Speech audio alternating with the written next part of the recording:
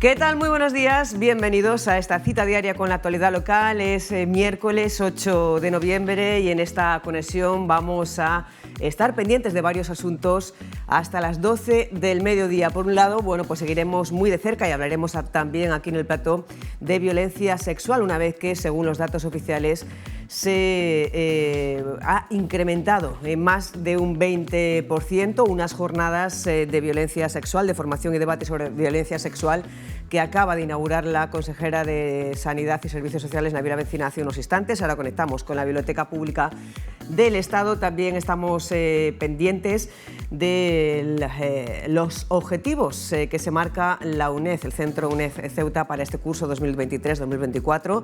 Unos objetivos que pues ofrecerá el propio director de la UNED, Carlos Rontomé, dentro de unos instantes. A la misma hora también se van a presentar los resultados del estudio Viajes de Incentivo. Será en las oficinas de la Seguridad Social de Ceuta y además también les hablaremos de criminología, porque en este mes la UNED de Ceuta va a celebrar sus primeras jornadas de criminología aquí de la ciudad autónoma de Ceuta. Y hoy en Sanamente hablaremos con un urólogo acerca de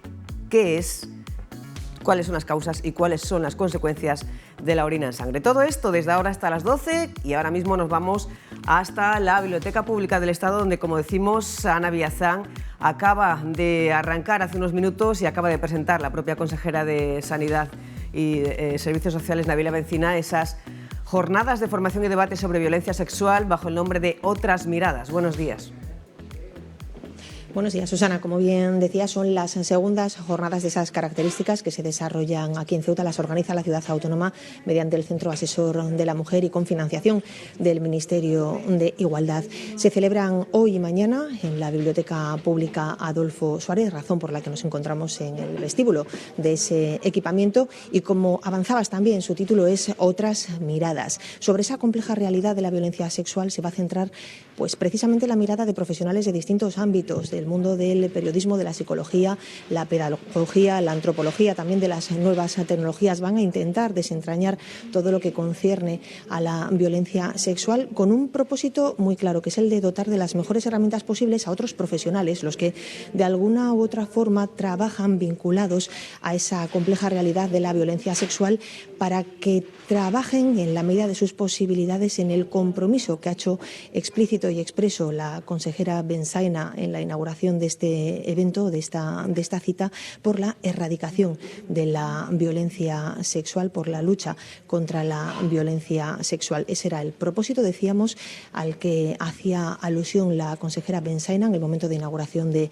estas jornadas, que han comenzado a las 9 de la mañana. En ese momento también la consejera expresaba el honor de poder participar en un acto de estas características. Hablaba también del nivel de los ponentes y celebraba sobre todo la posibilidad de que todos los profesionales que así lo deseen de Ceuta, que, como comentábamos, guardan relación sus trabajos con la violencia sexual, puedan participar de unas jornadas de estas características para aprender. Pero qué mejor que escuchar a la propia consejera responsable en materia de igualdad de la ciudad autónoma decir con sus palabras dar apertura a estas jornadas, las segundas de formación y debates sobre violencia sexual, que se van a desarrollar mediante ponencias, mediante mesas redondas y también con alguna que otra sesión de videoforum. Esto es exactamente lo que decía la consejera Nabila Bencina. Nuestro programa promete ser dinámico y participativo, contando con expertos, mesas redondas, testimonios reales y proyecciones que nos situarán en la realidad vivida por las víctimas. Nuestro fin último es dotar a la comunidad y generar un diálogo constructivo que nos lleve a acciones concretas y soluciones duraderas. Con la convicción de que nuestro trabajo conjunto pueda marcar una diferencia significativa en la vida de quienes se ven afectados por esta de forma violencia, le insto a todos a aprovechar al máximo estas jornadas. Juntos podemos trabajar hacia un cambio tangible, asegurando que Ceuta no solo sea conocida por su belleza, y su diversidad, sino también como un modelo de igualdad y de respeto. Bueno, pues hablaremos de estas jornadas y de algunas de las temáticas que se van a abordar en estas segundas jornadas sobre violencia sexual aquí en Ceuta. Concretamente vamos a hablar dentro de unos instantes con Ana Magallanes sobre las consecuencias de la pornosocialización en menores y con Sara Vélez sobre cuáles son las acciones, las iniciativas que se están llevando a cabo en la Ciudad Autónoma de Ceuta para prevenir las agresiones sexuales en menores. Y a las 10:30, dentro de unos minutos, está prevista la reanudación del macrojuicio por el caso en Vicesa. Este martes comenzaban las declaraciones de los acusados como intermediarios y clientes que reconocían haber recibido o dado dinero respectivamente por viviendas de protección oficial, reconociendo que sabían que todo era ilegal. Por ejemplo, el policía portuario acusado de ser el intermediario de Antonio López para adjudicar fraudulentemente las viviendas de protección oficial reconocía que sí, que era el enlace entre los pagadores y el que fuera responsable de Envicesa, y ha señalado que se le llegaba a pagar hasta 12.000 euros por la obtención de una casa.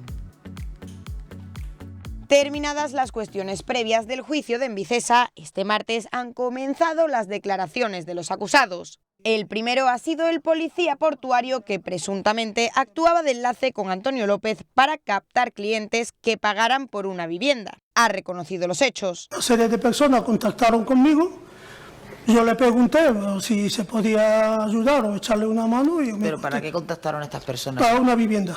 ¿Pero para obtenerla porque usted podía...? Para obtener una vivienda. Tenía una vivienda. ¿Y usted podía facilitarle estas viviendas? A través de Antonio, sí.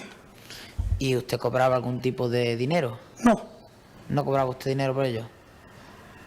¿No le pagó nadie por estas viviendas? No. A mí lo que me pagó, el dinero que me dio a mí para Antonio.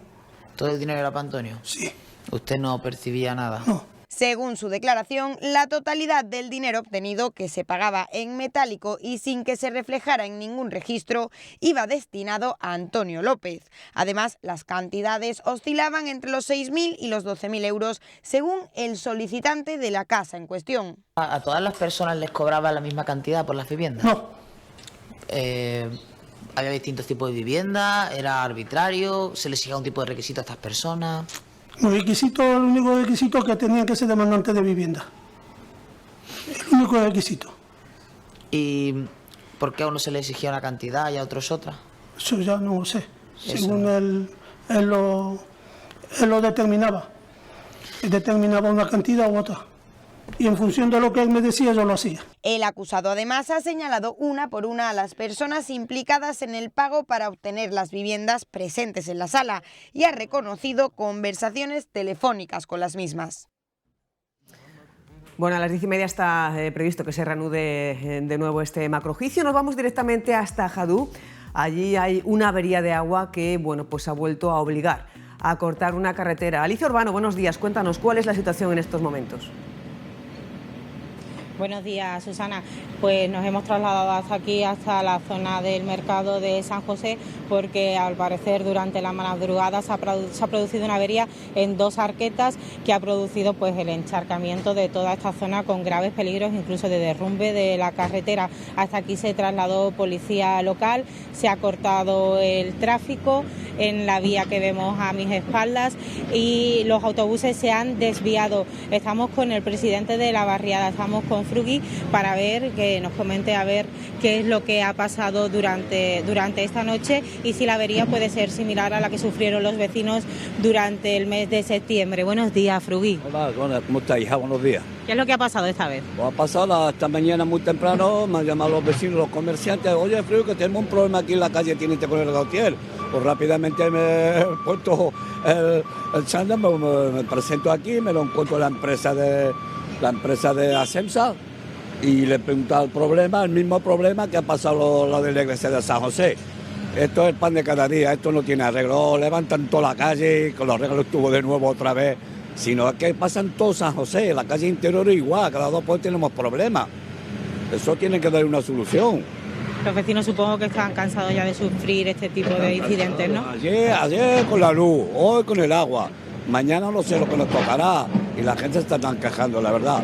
Y aquí hay un llamamiento a los políticos que han estado aquí en las elecciones pidiendo voto y nadie habla. de la barriada de San José, en el mercado de San José, que son tercermundistas, y aquí en la avería tenemos que dar 2x3. Esto se arregla.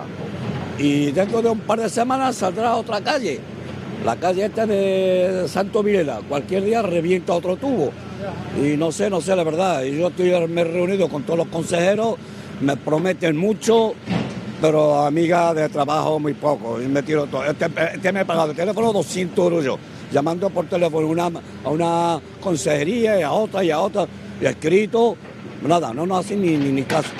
Por la avería de hoy, ¿has podido hablar con alguien de la ciudad o de Agenza? Esta mañana ya voy para abajo, ya voy a arrancar, voy para abajo también al centro, y a reunirme con Alejandro y con Tamara, es lo que tengo contacto con ellos, la verdad, ellos sí, ellos se mueven muy bien y me atienden perfectamente. A ver si en esta ocasión le meten manos a Du, que le mantiene un poquito, porque esto está muy abandonado, la verdad. Esperemos que sea así, Frugui. Muy buenas, muchas gracias por atendernos. Recuerdo a Susana y a Carlos. Susana, pues según nos dicen desde la ciudad, se ha empezado ya a reparar pues la avería que ha tenido lugar en 2 arquetas, y de momento no va a haber ningún corte de suministro para los vecinos. Es posible que durante la mañana, durante el transcurso de los trabajos o lo que se prolonguen, el agua llegue con menos presión a las casas, pero por el momento pueden estar tranquilos porque el suministro no se va a cortar. Pues muchísimas gracias, Alicia. Seguimos pendientes de la evolución de esta avería, y si tienes pues más protagonistas, personas afectadas o responsables de la administración local que puedan aportar más datos, pide paso y conectamos. Muchas gracias. 10 de la mañana, 12 minutos, conexión con la Agencia Estatal de Meteorología y seguimos. Este es el panorama que presenta la Agencia Estatal de Meteorología para hoy. Es de cielo con predominio de nubes. Las temperaturas continúan igual, en torno a los 15 grados de mínima y los 20 de máxima. El viento sopla flojo variable con intervalos de levante.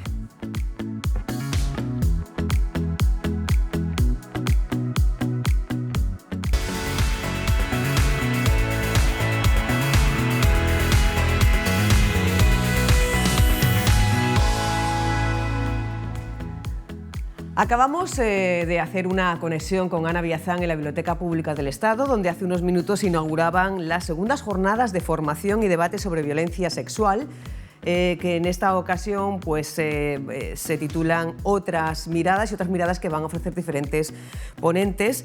Es una iniciativa organizada por la Ciudad Autónoma debido a que en los últimos años el registro sobre criminalidad mantenido por el Ministerio de Interior señala que en 2022 se produjo a nivel nacional un aumento del 22% sobre este asunto, y es una forma de mostrar el compromiso de la ciudad en la lucha contra la violencia sexual. Estamos con 2 de las ponentes de estas jornadas. Por un lado saludamos a la pedagoga y experta en género Ana Magallanes, que dentro de unos instantes va a hablar sobre las consecuencias de la pornosocialización en menores de edad. Buenos días. Buenos días. Muchas gracias y bienvenida. Muchas gracias a ti por recibirme. ¿Qué es la pornosocialización?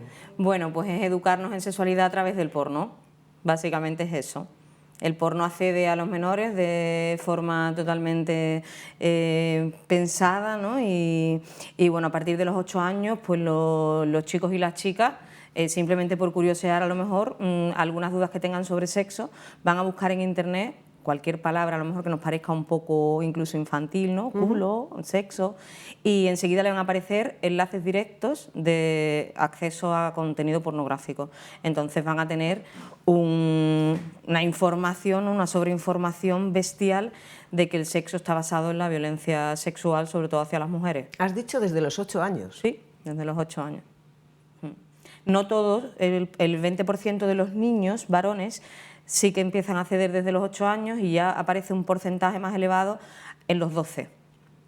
Ellos mismos se informan, ¿no? Van contando, y un poco por conocer y no quedarse atrás, pues van buscando ya de forma, sí que es verdad, más activa, el tener información para poder contrarrestar con la información que le llegue del grupo de iguales.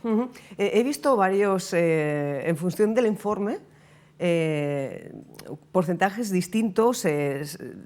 Según, por ejemplo, Save the Children, el 70% de los jóvenes de entre 13 y 18 años consumen pornografía. Claro, eso al final depende muchas veces de los porcentajes, incluso de la propia muestra, la confianza que pueda tener el alumnado hasta quien le pase, ¿no?, el test o la información. Yo sí que es verdad que al final, como cuando llegamos al aula somos agentes externos, que le mostramos bastante confianza, que vamos allí para resolver dudas, al principio de la clase yo le digo que de forma totalmente anónima pueden escribirme las dudas que tengan y vamos, yo puedo asegurar que de los chicos a los 12 años el 100% prácticamente ha visto porno. ¿Y cuáles son las consecuencias de esa pornosocialización, de esa educación sexual a través del porno? Pues se convierte como en una adicción. Si tú empiezas a consumir algo que te estimula, ¿no?, a los 8 años entre los 8 y los 12 empezamos a generar lo que se considera el deseo. Entonces, si tienes una información tan bestia de pronto de lo que tiene que ver el sexo, piensa en nuestra generación, ¿no? Nosotros íbamos descubriendo poco a poco, nos iban surgiendo las preguntas y íbamos demandándolas en función de cómo nos surgían. Ahora todas las preguntas, antes de que lleguen, están respondidas, ¿no? Entonces, bueno, pues las consecuencias son que normalizan eso, que incluso lo que les estimula al principio en edades tan tempranas cada vez van a necesitar más niveles de violencia para estimularlo y después cuando se enfrentan a la realidad hay una diferencia tan grande que entonces intentan imitar para poder llegar a esa excitación, ¿no?, pues reproduciendo lo que han normalizado con el consumo. Entonces aparece muchísima violencia sexual hacia las chicas. Bueno, según los últimos datos, las agresiones sexuales entre jóvenes ascendieron en casi un 46%. ¿Tiene algo que ver Hombre, esto claro, de la pornosocialización? Totalmente relacionado. Mira, por un lado está, bueno, el liderazgo ahora mismo se basa en poder demostrarnos a través de imágenes. Entonces, al principio no es tanto por la acción sexual que les produce placer, sino poder demostrar en el grupo de iguales lo que han sido capaces de hacer. Por eso necesitan grabarlo y por eso aparecen las manadas, ¿no?, porque es el reforzamiento, no es algo que tú necesites a nivel individual para satisfacer tus deseos sexuales a edad tan temprana, sino que es la necesidad de demostrar en el grupo de iguales, mira lo que soy capaz de hacer. Entonces, bueno, pues al final si eso se normaliza, lo consumimos desde edades tan temprano, se convierte en adicción, ¿no?, y pues evidentemente las consecuencias son directamente proporcionales. Y desde su experiencia, que lleva años ya bueno, pues, trabajando en este asunto, en género y contra la violencia de género también, ¿cuáles cree que son las causas de este incremento de consumo y también de la temprana edad a la que ya los menores acceden a la pornografía? Bueno, por un lado tenemos el acceso a las redes sociales sin ningún tipo de control, ¿no? Al final el problema de la pornosocialización es un problema legislativo. Entonces nosotros estamos apagando fuegos en los centros educativos porque evidentemente estamos siendo conscientes de las consecuencias, ¿no? Pero la historia es que todo esto que estamos viendo es porque desde muy pequeños tienen acceso a ese porno, el porno les encuentra, la industria del porno le interesa, ¿no?, tener muchos seguidores, ¿no?, y muchos consumidores del porno. En el 2008, con la crisis económica, las grandes industrias del porno, las 11 industrias más importantes, compraron en los buscadores más conocidos también, en Google, Yahoo, compraron las palabras claves que te comentaba antes para que cuando tú metas alguna palabra relacionada con el sexo te aparezcan esos enlaces. Entonces hay varias cosas, ¿no? Por un lado, también el salto generacional. Nosotras nos criamos con una educación sexual prácticamente nula, pero también con un consumo sexual muchísimo más. Nos ponían 2 rombos, ¿no?, cuando veíamos las películas y nos mandaban al cuarto. Entonces, entre el salto generacional, la falta de educación sexual que tenemos las personas adultas, el no estar adaptados a las necesidades de los menores, muchas veces los tabús también de hablar de sexo, ¿no?, y poder normalizar en casa, bueno, pues tener una perspectiva crítica y poder hablar de lo que realmente sí que es común y normal, ¿no?, de una relación sexual basada en la igualdad y el buen trato. Eso sumado a esa industria del porno que les busca, sumado a el acceso a las redes sociales sin control, sumado a ese liderazgo basado cada vez más en una masculinidad muy tóxica, ¿no?, basada en esas relaciones de poder, bueno, incluso podemos decir un poco en la sociedad, ¿no?, el mundo adulto, ¿qué representación tiene? Pues que el poder manda, que entonces al final están retroalimentados por todos lados. Hay muchos factores que influyen. ¿Y es posible regular el porno? Bueno, aquí al final aparecen los intereses económicos, no deja de ser muy complicado. Entonces, por eso, cuando buscamos soluciones, tiene que ser pues la educación sexual, que entremos en las aulas, que entremos en las familias, que tengamos recursos emocionales, formativos, ¿no? Contenido, que tengamos perspectiva también de género para saber identificar, porque el porno no busca igual a los chicos y a las chicas, el sexo no se representa igual en los chicos y en las chicas, la cultura que tenemos, ¿no?, de la violación, el ser consciente de todo eso es necesario. Entonces, bueno, al final sí que es verdad que podemos, si la legislación no cambia, sí que podemos tener, bueno, en nuestro entorno el espacio más o menos, bueno, pues seguro, ¿no? Entonces, bueno, ahora nos cuenta, bueno, cuáles son los consejos que da a padres, a formadores, como va a ser el caso de hoy, a trabajadores de las administraciones públicas para trabajar en este asunto. Decía antes que es mucho más consumido por los chicos que por las chicas, pero ¿cómo les afecta a ellas? Porque no sé si también normalizan prácticas sexuales de dominio y sumisión que aparecen en los al final repetimos modelos de comportamiento basados en, bueno, pues si yo veo que las chicas hacen ciertos comportamientos y los chicos hacen otros, las chicas empiezan a consumirlo más de forma mayoritaria a los 16 años, un poco por curiosidad, porque ven que los chicos tienen tanta información y que ellas están tan perdidas que van a la fuente de información en la que se han educado los chicos, ¿no? Entonces, bueno, ¿qué consecuencias tienen las niñas? Pues que ellas son las víctimas. Ahora seguimos hablando de esto y, como decimos, de las recomendaciones y de los consejos que da a los padres, a las familias, a los docentes y, en definitiva, a los trabajadores, como en el caso de hoy, que están asistiendo, de las administraciones públicas que están asistiendo a este curso. Saludamos ahora a Sara Vélez, que es coordinadora del programa de prevención de agresiones sexuales a menores del Centro Asesor de la Mujer. También es bueno, pues agente de igualdad del equipo Ágora. Muy buenas. En tu caso vas a contarnos o a contar a las personas que están en las jornadas cómo prevenir las agresiones sexuales en la infancia desde las escuelas. ¿Cuáles son las campañas de prevención que se están llevando a cabo en la ciudad autónoma? Bueno, la verdad es que la campaña que se está llevando a cabo ahora mismo para prevenir las agresiones sexuales a menores, me vais a permitir que diga que me da mucha ilusión poder explicarles esta campaña porque es bastante original, ¿no?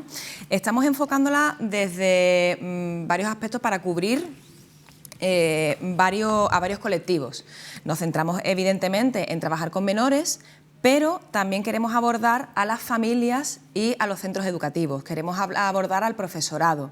He traído aquí algún ejemplo de los materiales que estamos creando y bueno, en lo que consiste esta campaña, que está financiada por el Ministerio de Igualdad y lo llevamos pues equipo Ágora a cabo, es trabajar la prevención a través de los superhéroes. ¿Vale? Hemos inventado una campaña para poder abordar esta temática sin revictimizar a menores que puedan sufrir violencia sexual.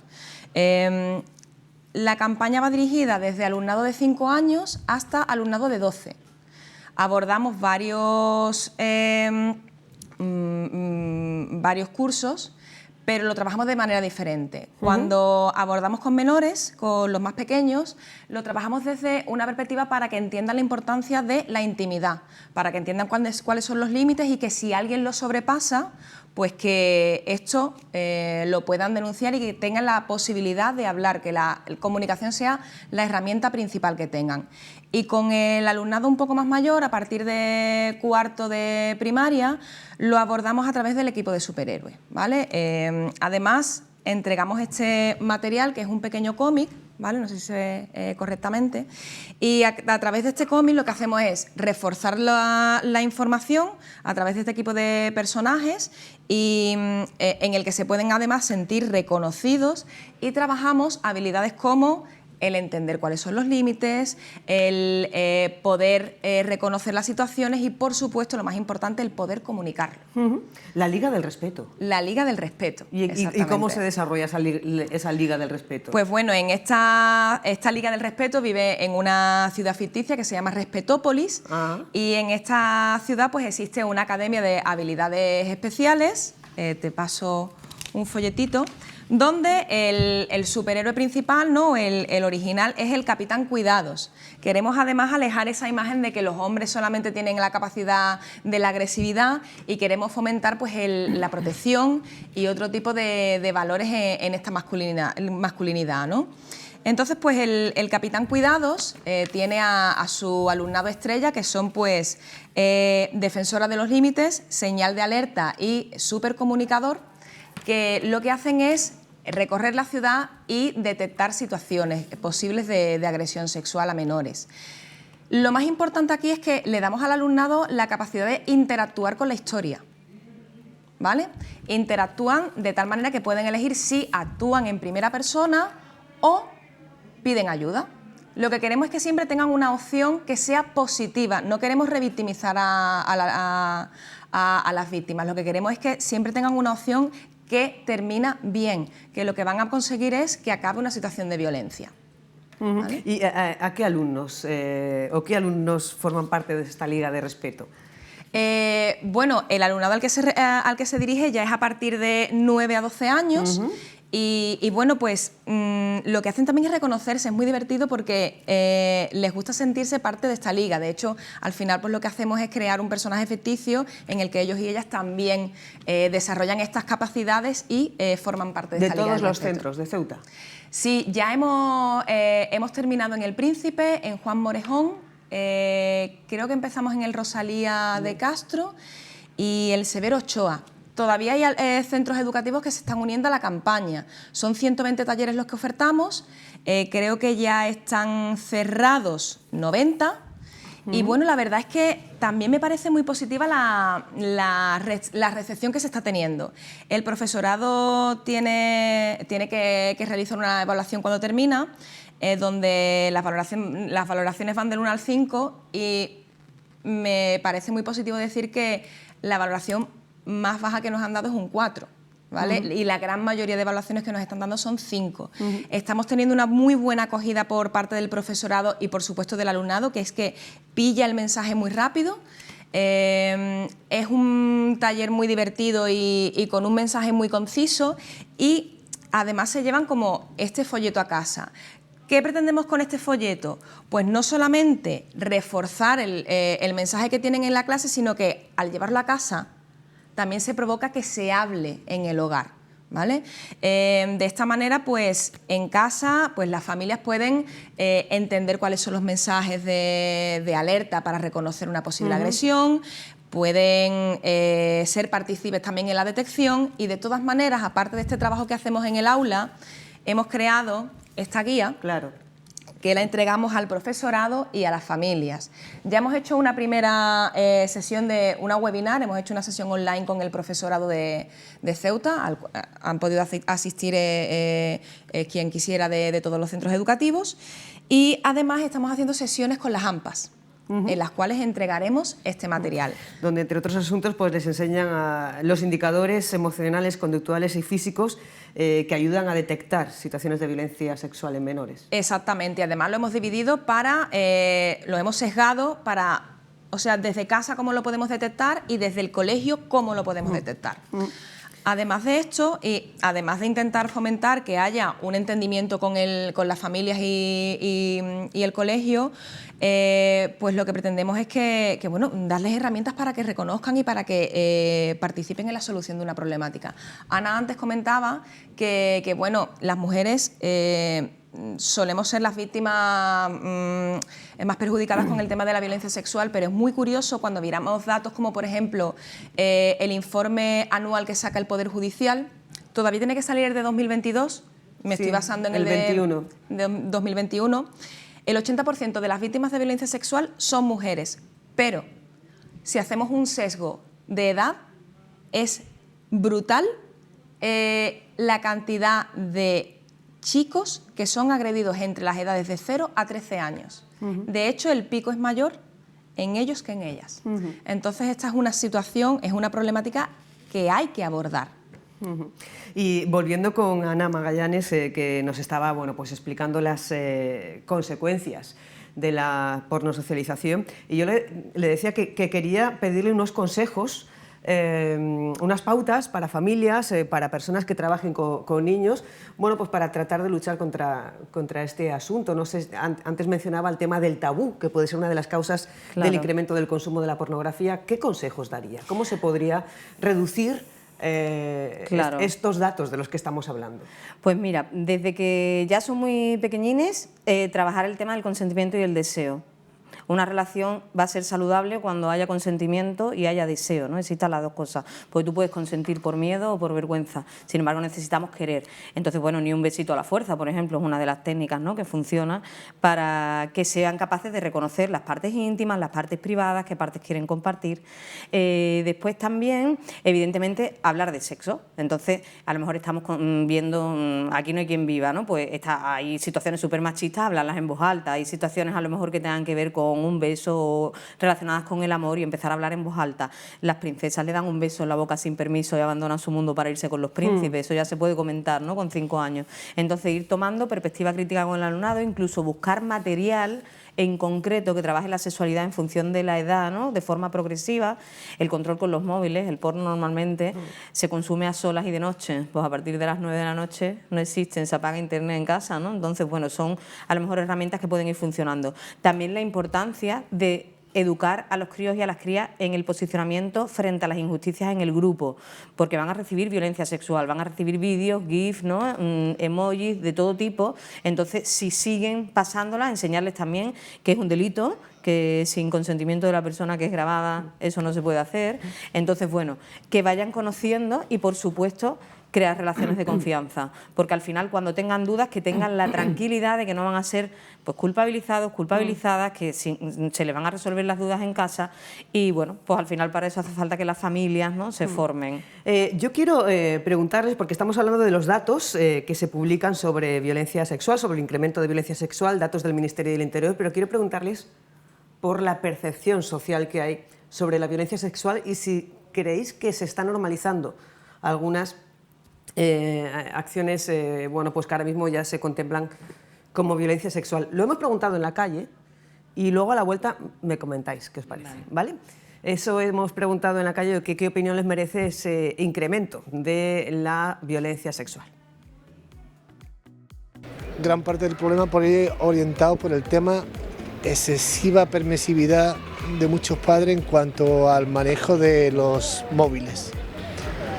Los móviles últimamente se ha comprobado que es una tendencia y acceso a las fuentes de porno y demás de niños que todavía pues no tienen ningún tipo de madurez y de ahí derivan a muchas agresiones sexuales. Vamos, es una cosa lastimosa, la verdad. Y no sé qué podríamos hacer en cuanto a eso, pero vaya, todo comienza por una educación, que es lo más importante, y por supuesto que se causa a través de los padres, que es lo principal. En los colegios están 4 o 5 horas, no más, el resto depende de los padres. Es evidente que la sociedad va avanzando, pero parece que nosotros vamos involucionando, creo, en ese sentido, y entonces pues menos tablet, menos eso para los niños y más educación, creo, en sí en casa y estar más atento a ello. Y entiendo que eso se verá reflejado cuando sean adultos. Y evidentemente a las personas que son adultos que toman este tema, pues creo que tendrán un tipo de represión o un tipo de problema que evidentemente pues no sabría cómo resolver ni sé esos datos cómo manejarlo. Que los jueces puedan trabajar, que puedan hacer que hay una agresión de un hombre a una mujer, pues para adentro, pero que no salgan, ni violadores, ni asesinos, o sea, para adentro. Y si una mujer y hace lo mismo, hace un hombre, a un niño o lo que sea, para adentro y que no salgan. Justicia para todos. Pienso que antes había menos libertades y es cierto que desde pequeñitos las niñas pues sí están más en la calle, sí fomentaría el hecho de que haya más policía, más gente que custodie pues el que mujeres, chicas, jovencitas podamos ir con tranquilidad a la calle. Yo creo que lo que estamos haciendo mal es que los niños cada vez a edades más tempranas están pudiendo acceder a informaciones un poco más turbias, que se pueden malentender, a páginas que no son pues las correctas. Entonces pues yo creo que están madurando antes de tiempo y están tomando conciencia sobre cosas que no se les está inculcando de forma correcta. Enseñarle desde muy pequeño a las niñas, y bueno, niñas y niños, pero sobre todo niñas, en que bueno, que tienen que su cuerpo es solo suyo, que nadie se lo puede tocar y que bueno, que al final una educación social a nivel de cuando vaya a salir de noche, o pues pautas, o incluso jope, diría pues hasta que le llevaran pues a defensa personal o algo de eso, un poco esa reflexión mía a nivel de protección y prevención ante las agresiones, y ya pues indagar en ello sería pues sobre todo a nivel legal, político, indagar muchísimo y estudiar los casos. Bueno, pues esas son las respuestas que nos han dado en la calle. Algunos abogan por educación, como esta chica, otros, bueno, pues más policía también decían otros, y también, bueno, pues había quien señalaba que fueran la legislación un poquito más dura. Entonces, en las redes sociales las respuestas que nos han llegado es de un 78% que considera que algo está fallando en la educación, hay que revisar las leyes, es la opinión del 17%, y no me lo explico, es un 6%. Brevemente, en cuanto a la percepción social que hay sobre la violencia sexual, ¿qué os parece a vosotras? Además, Ana Magallanes, que va a dar también mañana un taller o un monólogo sobre que coeducar con humor siempre llega mejor. ¿Cómo, la percepción social sobre este asunto, cuál es? Mira, si te hago un análisis, por ejemplo, de lo que habéis visto en la calle, ¿no? Cómo las personas más jóvenes son más acertadas en la respuesta. Eso es porque la coeducación ha llegado al aula. Entonces estamos haciéndolo desde el sistema educativo, pero todavía falta la implicación de forma mayoritaria de las familias, ¿no? También es verdad que a nivel legislativo, a nivel legislativo, igual que la pederastia es un delito, ¿cómo va a ser la violencia sexual hacia las mujeres un derecho? Algo que se pueda consumir. Entonces tenemos pues una deuda a nivel legislativo, por supuesto. Después también, claro, evidentemente hace falta la coeducación, ¿no? La educación en igualdad, la prevención de violencia machista es fundamental, que ponerle nombre. Ni siquiera la sociedad todavía le pone nombre a lo que son violencias machistas, y no, y entramos en debates pues eternos, ¿no? Entonces, si ni siquiera la sociedad adulta sabe reconocerlo, ¿cómo vamos a explicárselo a los menores y a las menores?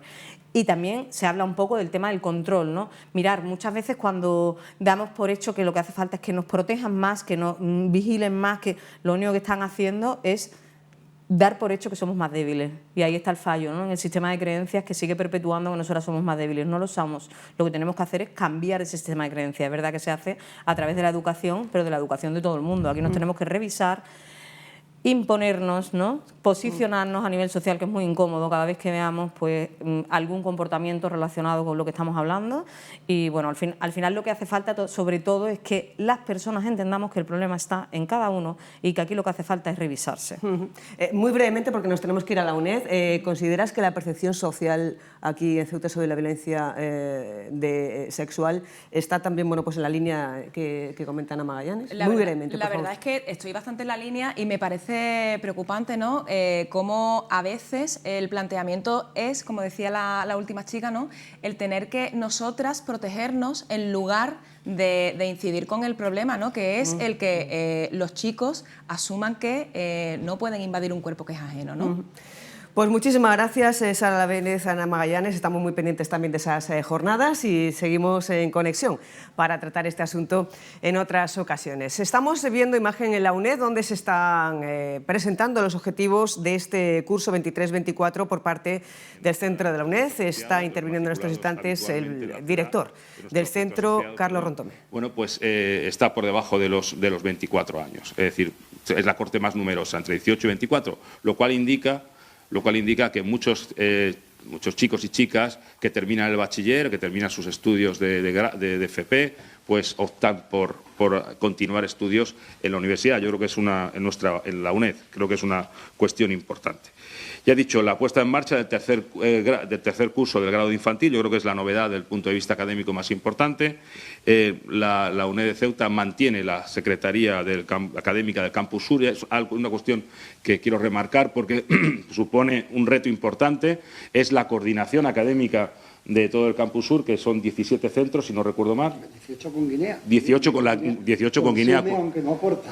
18 con Guinea Ecuatorial. Tened en cuenta que tenemos pues toda la Andalucía, prácticamente, Andalucía, Ceuta, Melilla, Canarias y la coordinación que corre a cargo del secretario del centro, la coordinación académica, pues es un reto importante porque supone un esfuerzo por parte de la UNED de Ceuta pues para poder coordinar todo el Campus Sur. En cuanto En cuanto ha habido una serie de cambios, seguimos pendientes de esa presentación de los objetivos de la UNED para este curso 23-24. Volvemos a conectar en unos instantes. Nos vamos ahora a la sala múltiple de la Seguridad Social. Ahí se están presentando los resultados del estudio de viajes de incentivos. En estos momentos interviene el consejero de Turismo, Comercio y Empleo, Nicola Chetti. Diversificar. Entonces, el turismo maíz ha movido en España alrededor de 8 millones de turistas en el 2022, con más de 10.000 millones de facturación. Y se espera una evolución a la alza en más de 11 millones de turistas y una facturación de alrededor de 13 millones de euros en el 2024. 13.000 millones de euros, 13 millones de euros en el 2024.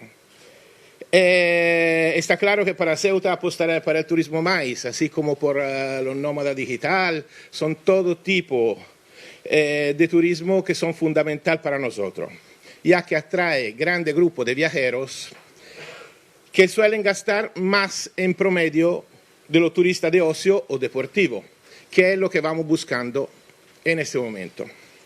Para Ceuta este punto es fundamental, ya que debido a la pérdida de parte del turismo de compra de lo que estábamos acostumbrados, Ceuta ha sido destino hasta el 2019 de un turismo muy raro de encontrar, el turismo de compra. Es decir, turistas de Marruecos que tenían la compra como principal objetivo. Después del cierre de la frontera del 2019 y la pandemia, hemos conseguido recuperar los números total de turistas y quizá sobrepasarlo en algún momento del año. Pero son otro tipo de turistas, son turistas de ocio o que visitan nuestra ciudad por el gran número de eventos deportivos que se organizan, a la espera de poder contar con una aduana y sobre todo una reglamentación clara sobre todo lo que se refiere al régimen de viajero. Apostar por un turismo como el maíz es fundamental para recuperar competitividad en nuestra economía y sobre todo en el sector del comercio. Además, el turismo maíz es mucho menos estacional y a raíz de este tipo de turismo se estimula el desarrollo también en infraestructura importante como centros de conferencia o hoteles, así como se fomenta un empleo estable y de calidad, sobre todo si se consiguiera la derogación de los decretos que de hecho han eliminado uno de los incentivos más importantes que tenía la empresa para la generación de empleo, es decir, la bonificación del 50% de la seguridad social. Nuestra filosofía es diversificar. Ceuta se está poniendo en el mapa como destino de turismo deportivo, con prueba importante, como la Cuna de la Legión, el Campeonato de Europa de Triatlón, la Vuelta al Nado del Hacho, Sierra Bullones o la Copa de España de Vela con la regata Marbella-Ceuta. Pero creemos que diversificar sea fundamental. Sinceramente pensamos que Ceuta tenga todas las características para ser atractiva en este sector, gracias a su historia, al patrimonio cultural, el mar, la playa, la gastronomía y la posibilidad de realizar excursiones a Marruecos.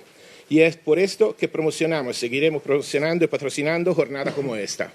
Un agradecimiento a todo el equipo de la Cámara y a su presidente Karim y al secretario Joaquín, porque de verdad estoy convencido que juntos haremos un trabajo importante en esta legislatura. Muchas gracias. Bueno, en unos instantes volvemos a conectar con ese salón múltiple de la Seguridad Social donde pues van a intervenir diferentes representantes de la Asociación Nacional de Agencias de Incentivos Turísticos, también de la Mesa Turismo España, pero volvemos a la UNED donde interviene Carlos Rontomé, director de este centro universitario. La jornada de criminología, las primeras jornadas que espero que sean unas jornadas que tengan prolongación en el tiempo. En esta primera edición se han dedicado especialmente a la prevención del delito y que vamos a tener a lo largo de, que van a ponerse en marcha a final de este mes, que además ya les comento que está teniendo una matrícula muy amplia, llevamos más de 200 inscritos en esas jornadas, que van a poder verse de forma presencial y también de forma online, y luego las tradicionales jornadas de geoestrategia y geopolítica que hacemos en colaboración con la CONGE de Ceuta. Otra de las líneas abiertas es aumentar la colaboración con otras instituciones. Mantenemos la colaboración que ya teníamos con algunas instituciones, como la Comandancia General de Ceuta y con el Instituto de Estudios Ceutíes, y estamos estableciendo también relaciones con otras instituciones para crear sinergias y poder ofrecer, sobre todo, actividades desde el punto de vista de la extensión universitaria y cultural, pues mejores actividades, más y mejores actividades.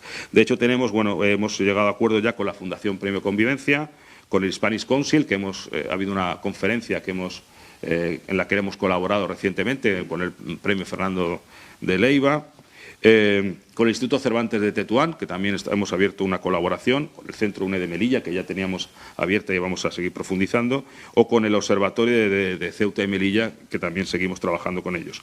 Y con entidades como Plena Inclusión, que es la primera vez que trabajamos con ellos y esperamos poder seguir haciéndolo. En cuanto al índice de matriculación, se mantiene en situaciones similares a las del año pasado, prácticamente igual. Ayer fue el último día de matriculación. Todavía no tenemos los datos definitivos, seguramente haya matrículas que por confirmar, pero son prácticamente las mismas, muy similares, los números son prácticamente los mismos que los del año pasado.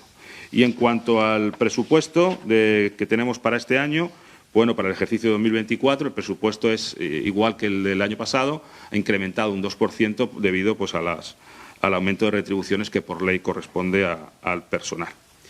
Y eso es todo. Si tenéis alguna pregunta. Ahí está esos objetivos que se marca la UNED de Ceuta para este curso 23-24, en el que se mantienen las matrículas, se mantiene prácticamente el mismo presupuesto y también ha hablado ya de algunos de los programas, iniciativas y proyectos que se tienen en marcha. De hecho, de esas jornadas de criminología vamos a hablar dentro de unos instantes con su coordinador Alejandro Ander. Volvemos a la sede de la Seguridad Social, donde interviene ahora mismo el presidente de la Cámara de Comercio, Karim Bulais. La que se ha posicionado junto con Ceuta en el apoyo de este estudio y creemos que debemos aprovechar la ocasión, por supuesto.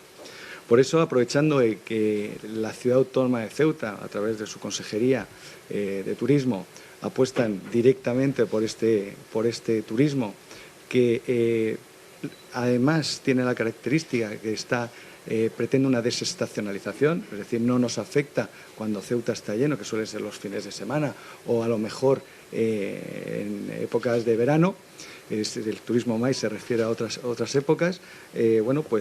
Aprovechando toda esa coyuntura y todas esas características y que Ceuta reúne todos esos requisitos tan maravillosos, hemos planteado a la Consejería de Turismo y a la Asociación el ir avanzando de una manera firme y clara sobre este proyecto, porque creemos que tiene unas posibilidades de éxito maravillosas.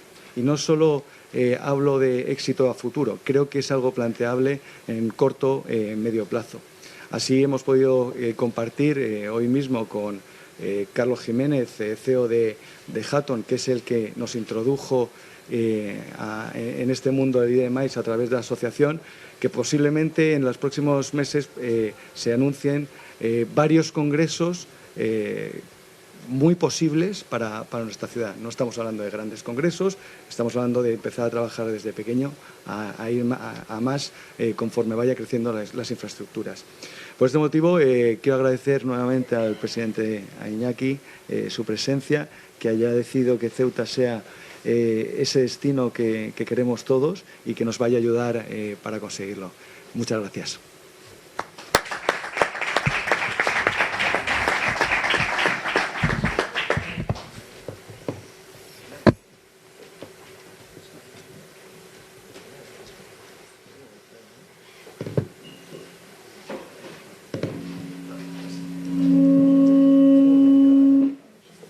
Se ha acoplado mucho.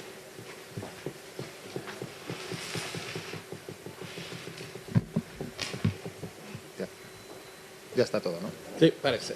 Perfecto, pues gracias, señor consejero, gracias, señor presidente de la Cámara de Turismo de Comercio. Buenos días a todos y todas y gracias por hacernos un hueco en sus agendas, que seguro pues que están apretadas también, ¿no? La verdad es que noviembre es un mes complicado de eventos, sobre todo yo que trabajo en eventos, pues es un mes con una actividad afortunadamente frenética. Antes de empezar un poco, y no quiero que se me pase nada y por eso tengo mis anotaciones, Karim, hay un dato que que hay que corregir, y es que el gasto no es de 150 euros, ese es el gasto de un turista vacacional, en concreto 147 euros, lo que se gasta un turista vacacional diariamente en un destino. El turista MAIS, el que manejamos nosotros, el del turismo corporativo, se gasta 400, que no es lo mismo, con lo cual mucho mejor, ¿no?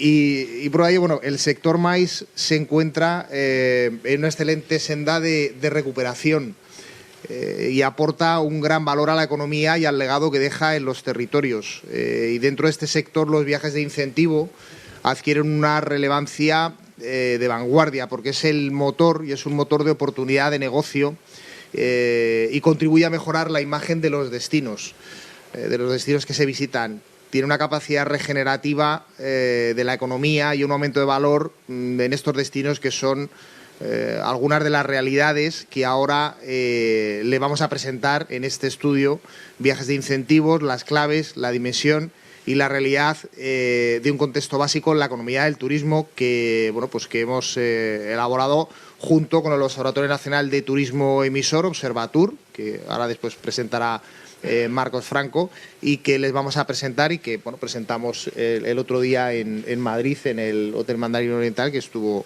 Karim presentando brillantemente, por cierto, que ha tenido bastante repercusión, pues Ceuta, ¿no? Que lo llevas grabado en el corazón, ¿no? Y esto, a la hora de transmitirlo, pues se nota. Los viajes de incentivo aportan beneficios a la economía en general, contribuyen a la desestacionalización, como decía Karim, y al mantenimiento de empleo de calidad, promueven la divulgación de conocimiento, impulsan la innovación, la creatividad, y también tienen grandes implicaciones sociales. ¿Por qué tiene implicaciones sociales? Y esto es una de las cosas que hablamos muchas veces en la mesa del turismo. Recientemente en la convención de Tour España, además, que fue hace unas semanas en San Sebastián, hablamos de siendo España la primera potencia, y lo digo muy orgulloso, la primera potencia a nivel mundial del turismo, cómo no tenemos más escuelas de turismo, cómo fallamos en el mensaje que transmitimos también muchas veces a la ciudadanía. Porque lo que hay que tener en cuenta es que el turismo es la mejor industria del mundo, porque lo es la industria de la felicidad, es la industria sin chimeneas, pero no puede ser una industria agresiva con el ciudadano y con la sociedad. Es decir, no podemos decir... Bueno, pues sigue esa presentación de los resultados del estudio de viajes de incentivos. Escuchábamos al consejero de Turismo, bueno, pues afianzando que Ceuta se está consolidando como un destino turístico en el ámbito deportivo, pero hay que diversificarse, y esta es una apuesta por el turismo corporativo, turismo de incentivos. Hacía referencia Iñaki Collado, que es el presidente de la Asociación Nacional de Agencias de Incentivos Turísticos, que el gasto medio de un turista es de 147 euros diarios, mientras que el gasto medio de un turista de este tipo de turismo es de 400 euros diarios. Y por su parte, Karim Bulais, presidente de la Cámara de Comercio, pues hacía referencia a que ya la llegada a Ceuta de congresos y de este tipo de turismo puede ser una realidad muy pronto. Son las 10:52, también conectábamos con la UNED, con la sala de prensa de la UNED, en la que se estaban presentando los objetivos de este curso 23-24, y entre los proyectos que señalaba el director de la UNED, Carlos Rontomé, bueno, pues veíamos en directo cómo señalaba esas primeras jornadas de criminología que se van a llevar a cabo este mes, concretamente a finales del mes de noviembre, del 25 al 28 de noviembre, y lo hacen bajo el título Especial consideración a la prevención del delito, reeducación y la reinserción social. Estamos con su coordinador, Alejandro Arnet, que además es profesor de la UNED de Derecho, de Trabajo Social, de Criminología y de Ciencias Políticas. Muy buenas. ¿Qué tal? Ya ha hecho la introducción el director del centro. Ya la ha hecho, y además ha dado un dato aproximado, que hay más de 200 personas matriculadas. Bueno, antes de ayer habían 100 y pico, ahora, según información que yo tengo de hace una hora y media, eran 238 personas matriculadas. Gran parte de los alumnos son en la modalidad online, aunque en las jornadas también se establecen, especialmente para las personas que lo hagan de manera presencial, dos visitas que además yo creo que van a ser, sobre todo una de ellas va a ser pionera e inédita, en estas jornadas y con colaboración con instituciones penitenciarias y con la Comandancia General de Ceuta. ¿Y cuál es el objetivo? ¿Por qué porqué de estas primeras jornadas de criminología y que además se titulen Especial consideración a la prevención de delitos, reeducación y la reinserción social? La verdad social? es que le puse un título un poco largo, pero es muy recurrente porque sin educación y sin resocialización no hay integración. Es decir, el sistema penitenciario actualmente es un sistema que tiende desde luego a marcar un concepto del ius puniendi, es decir, el derecho del castigo que suele tener el Estado a la hora de imponer las penas o las medidas de seguridad de una manera más insertadora. Es decir, el artículo 25 de la Constitución, en su apartado 2, establece ese mandamiento que desde luego las penas tienen que ser, en este caso tienen que ser con esa finalidad, es decir, con esa finalidad de que la persona se inserte en la sociedad. ¿Por qué el objeto de esta criminología? Yo llevo relativamente poco siendo profesor de criminología. Anteriormente he dado otras disciplinas en otras carreras, pero la ventaja que tiene es que esta carrera lleva solo 6 años impartiéndose en la UNED. Es una carrera muy transversal, que está nutrida de disciplinas como la pedagogía, la educación social, la sociología, el derecho, la estadística, en fin, prácticamente gran parte de las ciencias sociales confluyen en establecer una disciplina académica actualmente impartida en un grado, porque anteriormente no era un grado, era una diplomatura, era un curso de experto universitario o era un máster, y actualmente sí viene dispensado de esa manera y concretamente por nosotros, por la UNED. A mí se me ocurrió hacer especial hincapié en esto porque creo que sería muy recurrente hacer esa visita a instituciones penitenciarias para ver cómo se comporta, es decir, qué tratamiento tiene la población reclusa y hacer un contraste también con cómo era antes el sistema penitenciario. De hecho, vamos a tener otra visita al penal del Hacho. Actualmente no funciona como tal, pero sí lo fue en su debido momento. Contaremos con la colaboración del coronel Contreras, que elaboró un libro fantástico además sobre esto, hará su exposición sobre cómo era el sistema penitenciario decimonónico y anterior, y luego también será quien nos guíe en la visita, que ya aprovecharemos el momento para ver el cañonazo de las 12, que bueno, que es bien inmaterial promovido por la UNESCO, dentro de poco lo va a ser, ¿no? Entonces yo creo que esa es la explicación de ese título tan extenso, porque luego también el objeto de la jornada es también presentarse en sociedad, porque aquí confluyen. Hace un momento tenía ahí una intervención de 2 profesionales aquí y estaban hablando de delitos, que además vamos a hacer una mesa redonda que va a abordarlo, los delitos de contenido sexual, con lo cual, como verás, la criminología se nutre, como ya he dicho, de otra disciplina. Creo que aquí están hablando de aspectos psicológicos o pedagógicos que también nosotros abordaremos en las mismas. Si quieres, ahora te voy detallando cada una de las Pero ponencias. discúlpeme un momento, señor Arnel, porque volvemos a la sede de la Seguridad Social. En estos momentos comienza su intervención Carlos Abella, que es secretario general de la Mesa de Turismo España. Como decía Iñaki, permitirme hacer una breve presentación de la Mesa del Turismo. La Mesa del Turismo de España es la asociación decana del turismo, se fundó en el año 86, actualmente somos 108 miembros, todos ellos grandes empresarios, profesionales y responsables o directores generales de grandes empresas relacionadas con el turismo, y yo lo resumo con que todos tenemos un objetivo común, que es generar influencia positiva en favor de este sector. De un sector que, bueno, pues que si nos remitimos a las cifras, a las últimas cifras, digamos, que podemos considerar como válidas del año 2019, antes de la terrible pandemia que sufrimos, representaba el 12,4% del PIB, el 13% del empleo, aportaba 46.600 millones de saldo neto positivo a la balanza de pagos. Yo recuerdo en cierta ocasión que un ministro de un gobierno nos decía: solo con el saldo positivo del turismo se paga toda la factura energética de España.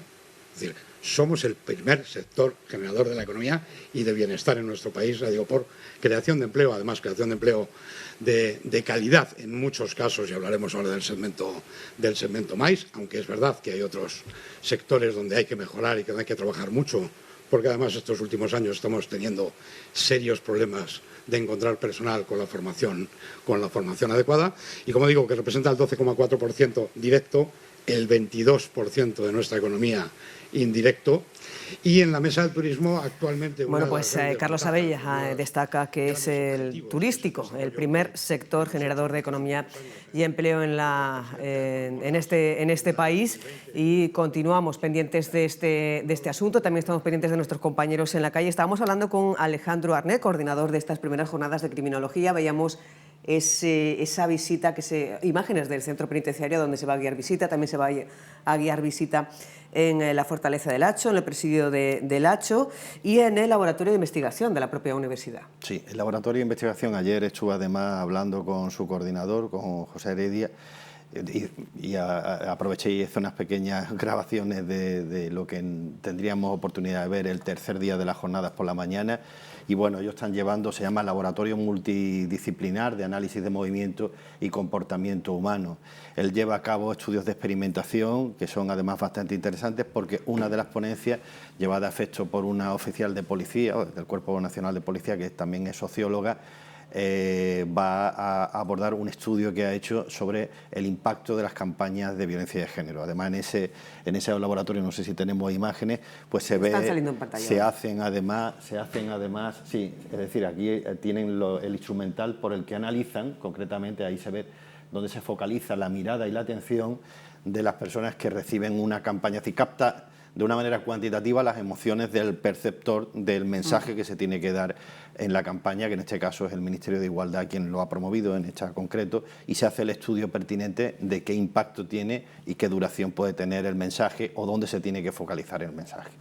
Pero aparte de eso nos va a enseñar muchas cosas que además descubrí allí de manera bastante impresionante, que tiene que ver con la cuestión del marketing social y especialmente de la experimentación, que yo creo que va a ser una experiencia muy interesante, especialmente aquellas personas que utilicen como instrumento de medida también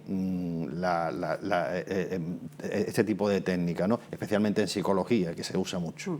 ¿Se conoce, bueno, pues a nivel social lo que es la criminología? A ver, la criminología, el problema que tenemos es una distorsión un poco televisiva, o más bien del cine, del propio cine americano, y pensamos que solo se focaliza en la cuestión forense del crimen entendido como homicidio o asesinato, y la reconstrucción del mismo y la averiguación del culpable. Es decir, esto un poco nos lleva a las novelas de Agatha Christie, ¿no? Que además han tenido las novelas basadas en esa técnica de la criminología, que es forense, pues han tenido mucho impacto. La criminología tiene un componente, como ya he dicho, preventivo muy importante, es decir, la parte educativa. Sabemos que ahora mismo los menores están cometiendo delitos por edades que incluso son absolutamente inimputables, es decir, por debajo de los 14 años, delitos de contenido sexual, grupal, donde además las redes sociales son el principal soporte implementador para llevarlo o por lo menos inductor para llevarlo a efecto, y esa parte pues sí tiene muy en cuenta la parte socializadora, sobre todo educativa y preventiva o de campaña, que hay que trabajarla. Eso también forma parte de la criminología, y sin embargo a lo mejor a golpe de oído pues podemos pensar que la criminología no engloba, sino simplemente lo que es el homicidio, la parte final de cuando se materializa en este tipo de delitos. Por eso están dirigidas a un colectivo muy amplio, a trabajadores sociales, psicólogos, incluso antropólogos, porque también la criminología tiene esa parte, sobre todo no solo antropológica, sino historiográfica, funcionarios de instituciones penitenciarias, personal de seguridad privada, operadores jurídicos, funcionarios de justicia, en fin, es un abanico muy amplio, y todas aquellas personas que también estén interesadas, porque no se requieren conocimientos previos para estas jornadas, aparte que son gratuitas, se pueden hacer. ¿A quién se dirigen? Porque ya hay 238 personas inscritas, se pueden hacer tanto de forma online como de forma presencial. Claro, sí tenemos un colectivo muy importante, que es el de la policía, que sí ha habido sindicatos policiales que le han dado amplia difusión y lógicamente ha tenido el impacto. Yo, alumnos míos también de la UNED, a través de los correos se lo he hecho llegar, muchos de trabajo social, y también están matriculados. En este caso son de los que yo tengo en Canarias, pues no tienen otra opción que hacerla online, algunos en directo y algunos en diferido. Pero todavía no hemos analizado el perfil de los asistentes, especialmente los presenciales, que por el momento son 33, pues no sabemos tampoco la categoría que tienen profesional o académica del alumnado que tenemos previsto. Pero vamos, ya digo que en principio 238 y yo creo que superaremos con creces esta cantidad. Hombre, quedan unos cuantos días, son Quedan del 28 al 30 de noviembre. Si hay una cuestión que sí quisiera yo decir, aquellas personas que estén interesadas a acudir a estas visitas, esto está muy protocolizado. Quiere decirse que vamos a requerir previamente el escaneo de los DNI, hablamos de instituciones penitenciarias, un régimen en fin, especialmente severo en cuanto al cumplimiento de los protocolos, y la comandancia o sea, el acuartelamiento del Hacho, que también es un emplazamiento militar y requiere los propios protocolos de seguridad. Vamos a requerir los DNI escaneados de las personas interesadas. Claro. ¿Hasta cuándo es el límite de...? Todavía no lo tenemos previsto, posiblemente les mandaremos un correo o en la propia página de la UNED lo advertiremos de que marcaremos un plazo, todavía tenemos plazo abierto, para que los requisitos que son en este caso los que planteemos, es decir, nombre, DNI escaneado y alguno a lo mejor que nos pida instituciones penitenciarias, que es todavía más riguroso el criterio, pues las personas que no cumplan con ese requisito no podrían asistir. Claro. Los transportes van a ser gratuitos, los vamos a hacer con autobuses que van a ser facilitados de manera gratuita, tanto al Hacho como al centro de Mendizábal, es decir, no va a haber ningún problema y después los dejaríamos en el centro de la ciudad. Para los estudiantes, un crédito, 20 horas lectivas, un crédito. Sí, más o menos suele ser, el ratio suele ser dividir por la mitad y por 10, es decir, un crédito. Hablamos de muchos alumnos que están cursando el grado, que es un crédito homologado, que les piden en asignaturas optativas, les suelen pedir 2, 3, 4 grados y estos les vienen estupendamente bien para culminar su formación académica. El grado necesita 240 créditos, esto les supone un crédito menos que tienen que cursar. Entre otras temáticas que se van a abordar aquí, bueno, pues la neurociencia utilizada en las campañas de violencia de género. Ajá. La educación y la delincuencia juvenil, ilícitos administrativos y penales en materia urbanística. Sí, bueno, eso son comunicaciones. Es decir, por un lado vamos a tener ponencias que tienen una duración de 1 hora, hora y algo, y luego las comunicaciones son mucho más breves, también tienen un rigor lógicamente académico y científico, después se publicarán esas comunicaciones, pero son muchísimo más breves. Por eso hay muchos compañeros, además de la ciudad autónoma, que son técnicos de la Administración General, que han querido aportar su granito de arena y van a hablar de cuestiones ilícitas, pero quizás no en materia penal, sino en materia administrativa, que también van relacionadas con ese ius puniendi. Desde el martes 28 de noviembre en horario de tarde, empiezan a las 5 de la tarde, el miércoles ya es en horario de mañana y de tarde, y el jueves 30 también en horario de mañana y de tarde. Son pues unas jornadas. El jueves sería, esas comunicaciones a las que yo he hecho mención después de visitar el laboratorio, y por la tarde tendríamos una ponencia de un penalista muy famoso, bueno, muy conocido en Perú, que va a venir hablando de la cuestión del tratamiento en las minorías étnicas, concretamente en ese país, que yo creo que está bastante interesante, y vamos a tener una mesa redonda que abordará los delitos de contenido sexual. Estará la decana del Colegio de Abogados, la decana del Colegio de Psicólogos, un miembro de la UFA, un inspector, es decir, del Cuerpo Nacional de Policía, y del EMUME de la Guardia Civil, un capitán, que también abordará esta cuestión, que yo creo que prácticamente en los noticiarios los vemos a diario, ¿no? Las violaciones que hay en grupo, además donde participan menores, donde la víctima además, en fin, bueno, yo creo que ese va a ser también uno de los platos fuertes que creo que se debería abordar. Es un tema muy de actualidad. Es un tema muy de actualidad, aunque estas jornadas, como ya he dicho, no son monográficas, son en un principio muy diversas, muy heterogéneas. Tenemos previsto en un futuro hacer unas más concretas. Yo le comenté al director la posibilidad de hacer la de delitos telemáticos, es decir, la de ciberdelincuencia, que creo que está muy también se ha abordado en las compañeras que estaban antes, también han mencionado un poco, es decir, ahora los móviles en manos de los niños son armas de destrucción masiva, y pueden ser víctimas y victimarios, y eso yo creo que sería un monográfico muy interesante a analizar, sobre todo tener muy en cuenta a la comunidad educativa, porque en las aulas gran parte de de los ciberacosos, de determinados ilícitos penales de los menores, aunque sean inimputables, se cometen en las aulas. Incluso en nuestras propias casas no tenemos conciencia que no cerrando la puerta no acaba el peligro. Muchas veces está en la habitación de nuestro propio hijo, que no sabemos dónde está metido. Claro. Pues Alejandro Arnés, muchísimas gracias. Estamos pendientes ya para conectar directamente con las jornadas a partir del 28 de noviembre. Pues yo encantado. Y con algunos de los ponentes. Creo que vaya a dar, que va a haber seguimiento por parte vuestra, lo cual agradezco ya. Aprovecho la ocasión también para agradecerlo. Sí, también conectaremos con algunos de los contenidos sorpresa que no has querido adelantar. Bueno, muchas gracias. Muchísimas gracias. Y decíamos que es un asunto de actualidad que también se está abordando de forma monográfica en las segundas jornadas sobre formación y debate sobre violencia sexual que se están llevando a cabo desde primera hora de la mañana en la Biblioteca Pública del Estado. Aquí hablábamos con dos de las ponentes y Ana Biazán, que lo está siguiendo todo muy de cerca, está en condiciones de hablar con otra de las ponentes de estas jornadas. Muy buenas de nuevo, Ana.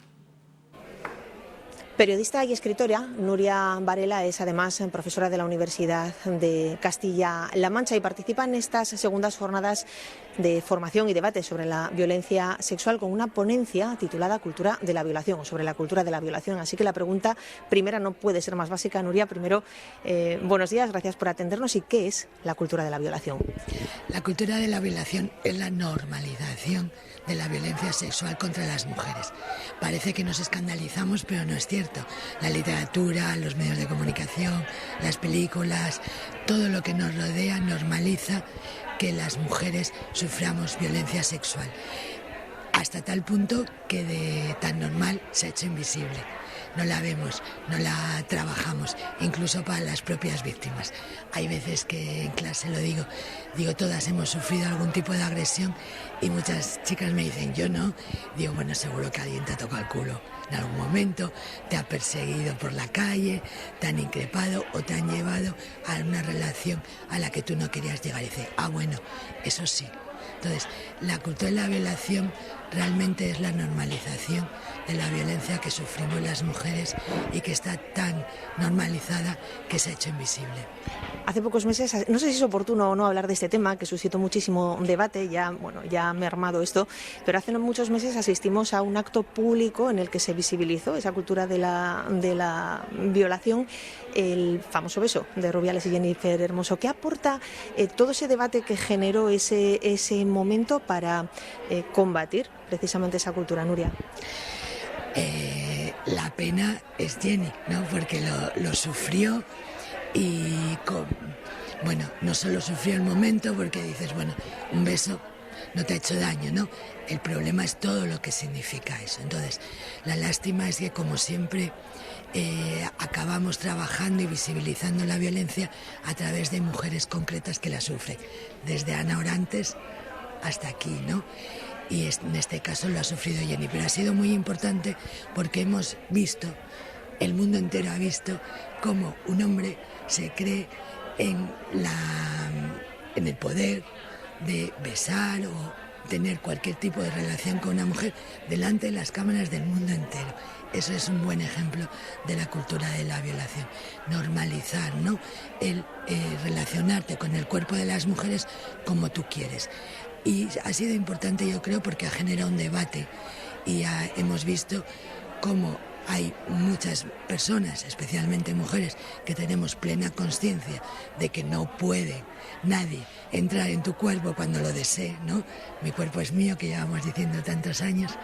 Y por otro lado, creo que hay muchos hombres, incluso algunos han pedido perdón públicamente, especialmente gremios, los periodistas deportivos, que no son muy habituales en las reflexiones feministas y de igualdad, que se han dado cuenta de que efectivamente hay que profundizar en qué tipo de relaciones. Y otra cosa importante, se ha levantado la alfombra de la Federación de Fútbol, que es un lugar patriarcal por excelencia. Se nos llena la boca hablando de coeducación. Asistimos a esfuerzos más o menos importantes como estas mismas jornadas. Sin embargo, los datos son los que son y además es que son cada vez peores. La hemos visto durante su ponencia poco optimista con la situación. ¿Qué hacemos mal? ¿Qué podemos hacer mejor? ¿Qué tenemos que hacer para poder cambiar esa realidad, la de los datos, quiero decir? Tenemos que hacer muchas cosas porque efectivamente cada vez tenemos más violencia, sexual y cada vez tenemos más violencia sexual en niñas, en menores, en mujeres muy jóvenes, menores, 14, 15, en adolescentes. Entonces, para mí el principal problema o el principal déficit lo tenemos en el aula. Yo creo que la universidad tiene que responsabilizarse de la igualdad y tiene que formar realmente en igualdad en muchísimas áreas. Pero desde luego, no voy a entrar en todas, pero la más importante desde mi punto de vista es el profesorado. Tenemos que hacer coeducación, que no la estamos haciendo. La coeducación en España al final se ha quedado en conmemorar el 25 de noviembre y el 8 de marzo. Pero no hay una educación en igualdad, una educación en respeto en el aula. Obviamente no puede haberla porque el profesorado no está formado. O sea, no es culpa del profesorado si a ti no te forman. Yo pongo el ejemplo con el idioma, ¿no? Queremos escuelas bilingües. Entonces, ¿qué hemos hecho? Hemos pedido, obligado y además exigimos un certificado al profesorado para que tenga un nivel de inglés para dar clase de inglés y para tener escuelas bilingües, porque pensamos que el inglés es importante en la educación de los niños y las niñas. Bueno, pues mucho más importante es que los niños crezcan como hombres no violentos y mucho más importante es que las niñas no sufran violencia sexual en ningún momento de su vida. Así que tenemos que formar al profesorado para que eduquen realmente en respeto en el aula.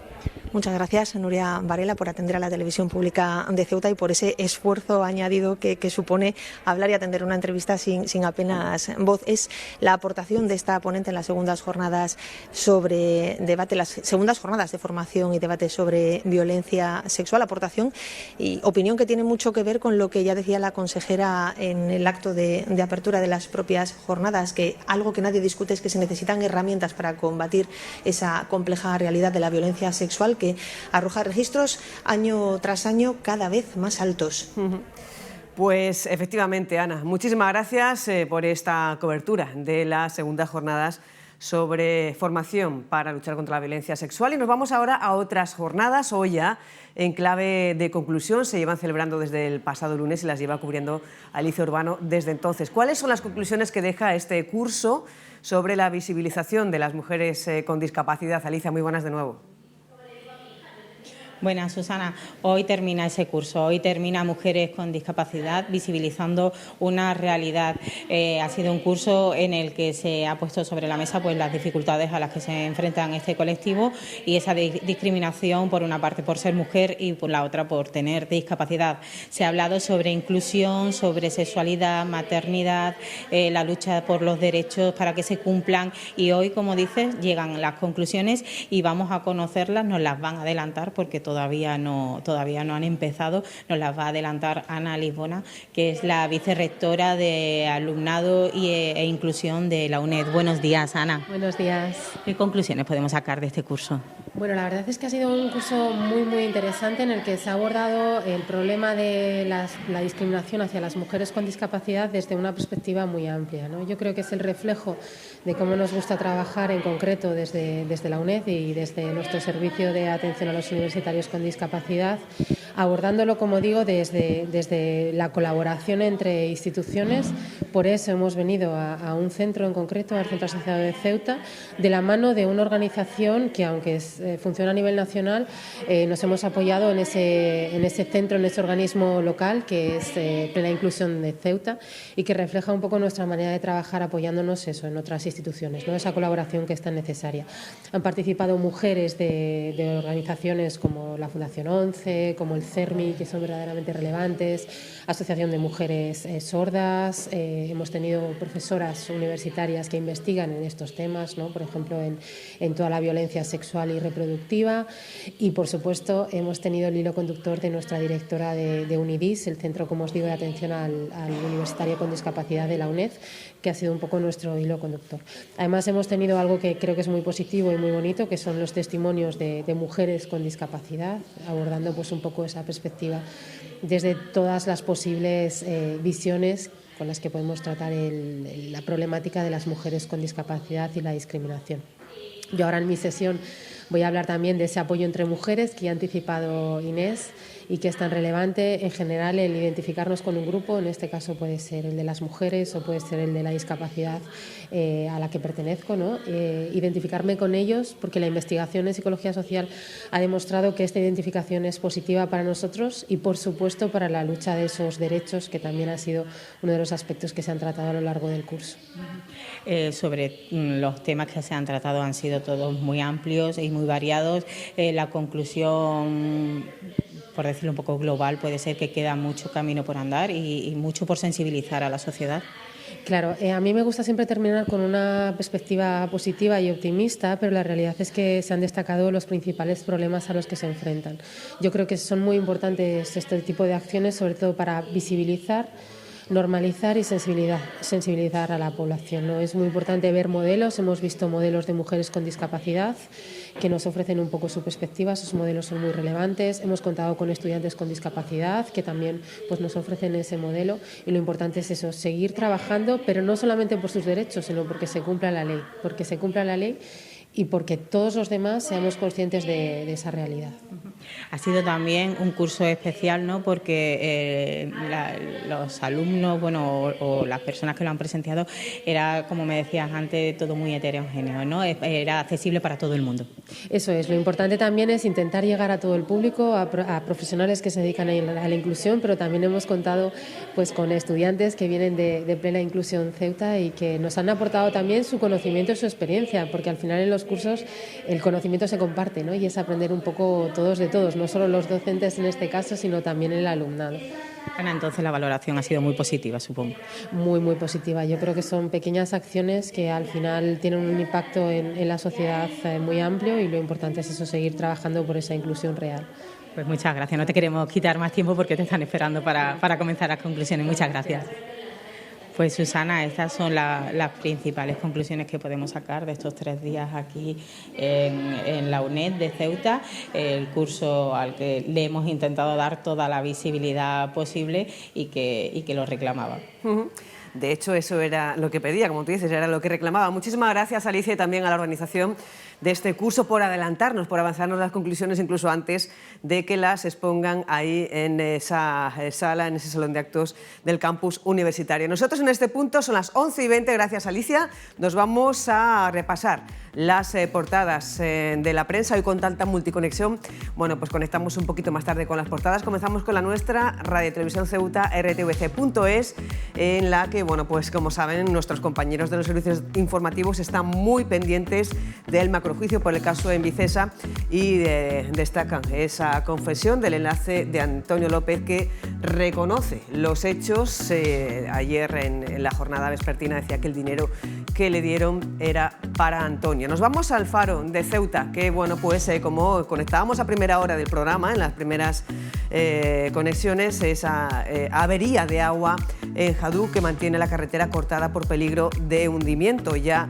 están bueno, pues actuando las correspondientes autoridades de la administración local para solventar el asunto y transmiten tranquilidad. Nos vamos al pueblo de Ceuta con otra portada, otra noticia de interés, esa entrega de la medalla al mérito de la Protección Civil a 3 mandos de las fuerzas y cuerpos de seguridad del Estado que veíamos ayer en directo desde la delegación del Gobierno. Unas medallas que entregaban unos homenajeados, entre ellos el inspector jefe de la Policía Nacional, Pablo Gómez, el coronel de la Guardia Civil, Gabriel Domínguez, que además ha aprovechado para despedirse de Ceuta, y el comandante de la Guardia Civil, Francisco García, por su papel desempeñado en la OPE 2023. Y terminamos con el periódico, que se refiere al caos informático que se vive en el Hospital Universitario de Ceuta. Lo denuncia el sindicato médico, ha denunciado el fallo informático que están sufriendo en el Hospital Universitario de la ciudad desde el fin de semana. Todo comenzó cuando se actualizó el software del historial clínico que se usa en el hospital, en un primer lugar en urgencias, lo que provocó grandes esperas para los pacientes y un descontrol para los profesionales de la salud. Actualmente se actualizó al resto de especialidades y sigue sin haberse solucionado el error informático. Según el INGESA, ya se ha resuelto el asunto. Hemos contactado con varios representantes sindicales que comentan que bueno, está empezando a funcionar, pero con varios errores. 11:22, en unos minutos abrimos nuestra consulta de Sanamente para hablar hoy de la sangre en orina. Lo haremos con un especialista. Mientras tanto, antes de hacer esta conexión, antes de abrir la consulta de hoy, vamos a celebrar la recaudación que ha obtenido el ACMUMA, la Asociación Ceutí de Mujeres Mastectomizadas, durante el mes de octubre, debido a todas las actividades que se llevaron a cabo con motivo de este mes, que se dedica a la lucha contra el cáncer de mama. Noviembre, mes para hacer balance, ¿no, Ana? Buenos días de nuevo. Octubre es el mes rosa. El rosa es el color que identifica la lucha contra el cáncer de mama y octubre es el mes en el que la Asociación Ceutí de Mujeres Mastectomizadas comparte más que en cualquier otro momento del año pues su preocupación, sus inquietudes, su trabajo con el resto de la ciudadanía. Un trabajo que tiene mucho que ver con la recaudación de fondos para investigar la lucha contra el cáncer de mama, para investigar sobre el cáncer de mama. Por eso, aunque es noviembre, seguimos hablando de esto para hacer algo así como un balance de todo lo que se ha hecho durante el mes pasado para contribuir económicamente a que se sepa más sobre ese tipo de tumor. Esa es la razón de que estemos en la sede de ACMUMA con Isabel Lagares, que es secretaria de esta entidad ceutí. Creemos que satisfechas con los resultados del trabajo realizado, no solo en octubre, pero sí el que hemos visto durante esas semanas en la calle, Isabel. Pues sí, la verdad es que estamos más que satisfechas porque al haber retrasado un poco el día de salir a la calle, que estaba previsto para el Día Internacional, el día 19, y por las inclemencias climatológicas tuvimos que retrasarlo, teníamos ese miedo porque ya nos pillaba un poco más a fin de mes. Además coincidió con la mochila de mayores, que había mucha menos gente transitando las calles, y la verdad es que estamos muy contentas porque la recaudación este año ha sido casi tan generosa como en otras ocasiones, vamos, prácticamente la misma. Hemos recaudado en huchas en la calle un total de 7.015 euros aproximadamente, y la verdad que no esperábamos tanto, pues ya te digo, por las causas que te acabo de decir, y la verdad que muy contentas. Aparte, bueno, como realizamos otras actividades y otros organismos que también colaboran con nosotros y tal, aparte se ha recaudado también 2.690 euros aproximadamente, que hemos hecho un total casi de 10.000 euros. Casi de 10.000 euros, y no está todo dicho ni todo hecho. La última vez que vino Conectados a esta sede estuvimos hablando de unas pulseras muy rosas también que habían hecho pues las personas que participan o que disfrutan de esa otra asociación, Tejiendo con Corazón, y el cómputo de las que ya se han vendido no está todavía incluido en esa cifra, y además quedan pulseras por vender que podemos aprovechar para decir que es posible adquirirlas. Sí, todavía quedan unas pocas, que animo a que vengan para poder terminar de venderlas todas. Aún no está contabilizado por eso mismo, porque además entre nosotras mismas de la asociación nos llevamos a los centros de trabajo, a lo mejor yo me he llevado 15 o 20 y aún no hemos hecho el recuento total, y por eso no está nombrado todavía, vamos, que no lo hemos contabilizado. Quedan unas pocas, animamos a que las quieran, y que no quiero que se me olvide, que los 2.690 euros que he nombrado antes pues provienen principalmente de la gala benéfica que realizó la Academia Lesmes, del tatuador, que ha hecho unos lazos, un tatuaje del lazo rosa, ¿quién más?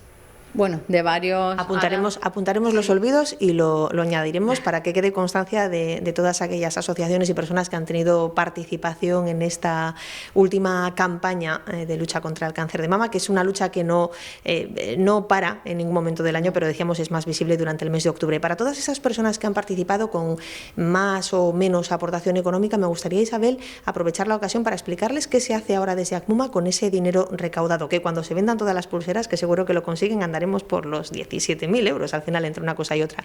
¿Qué se hace con ese dinero? Pues todos los años nosotros el dinero total lo repartimos entre varios organismos que se dedican a la investigación del cáncer de mama.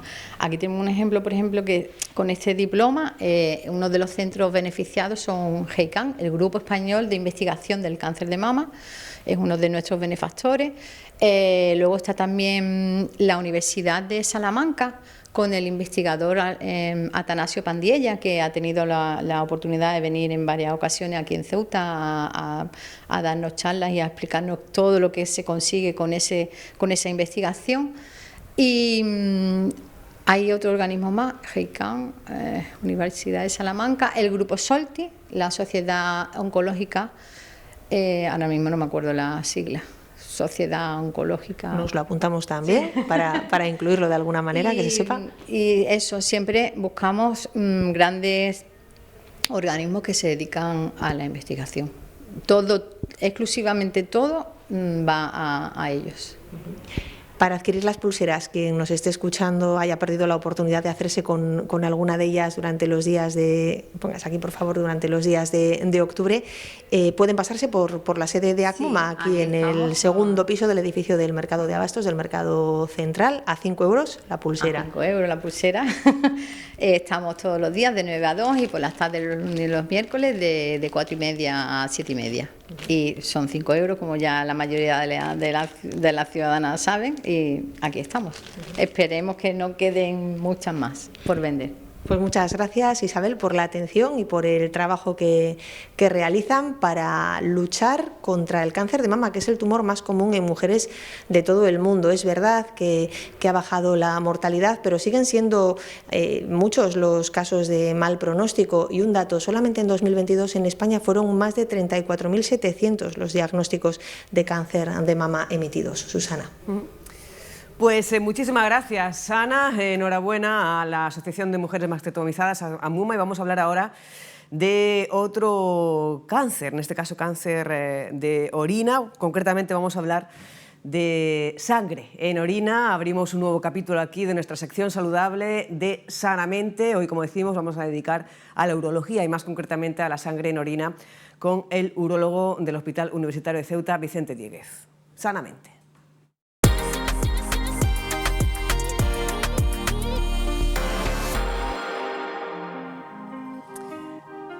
Doctor Vicente Dieguez, médico cirujano con posgrado de Cirugía General y Urología, urólogo del Hospital Universitario de Ceuta.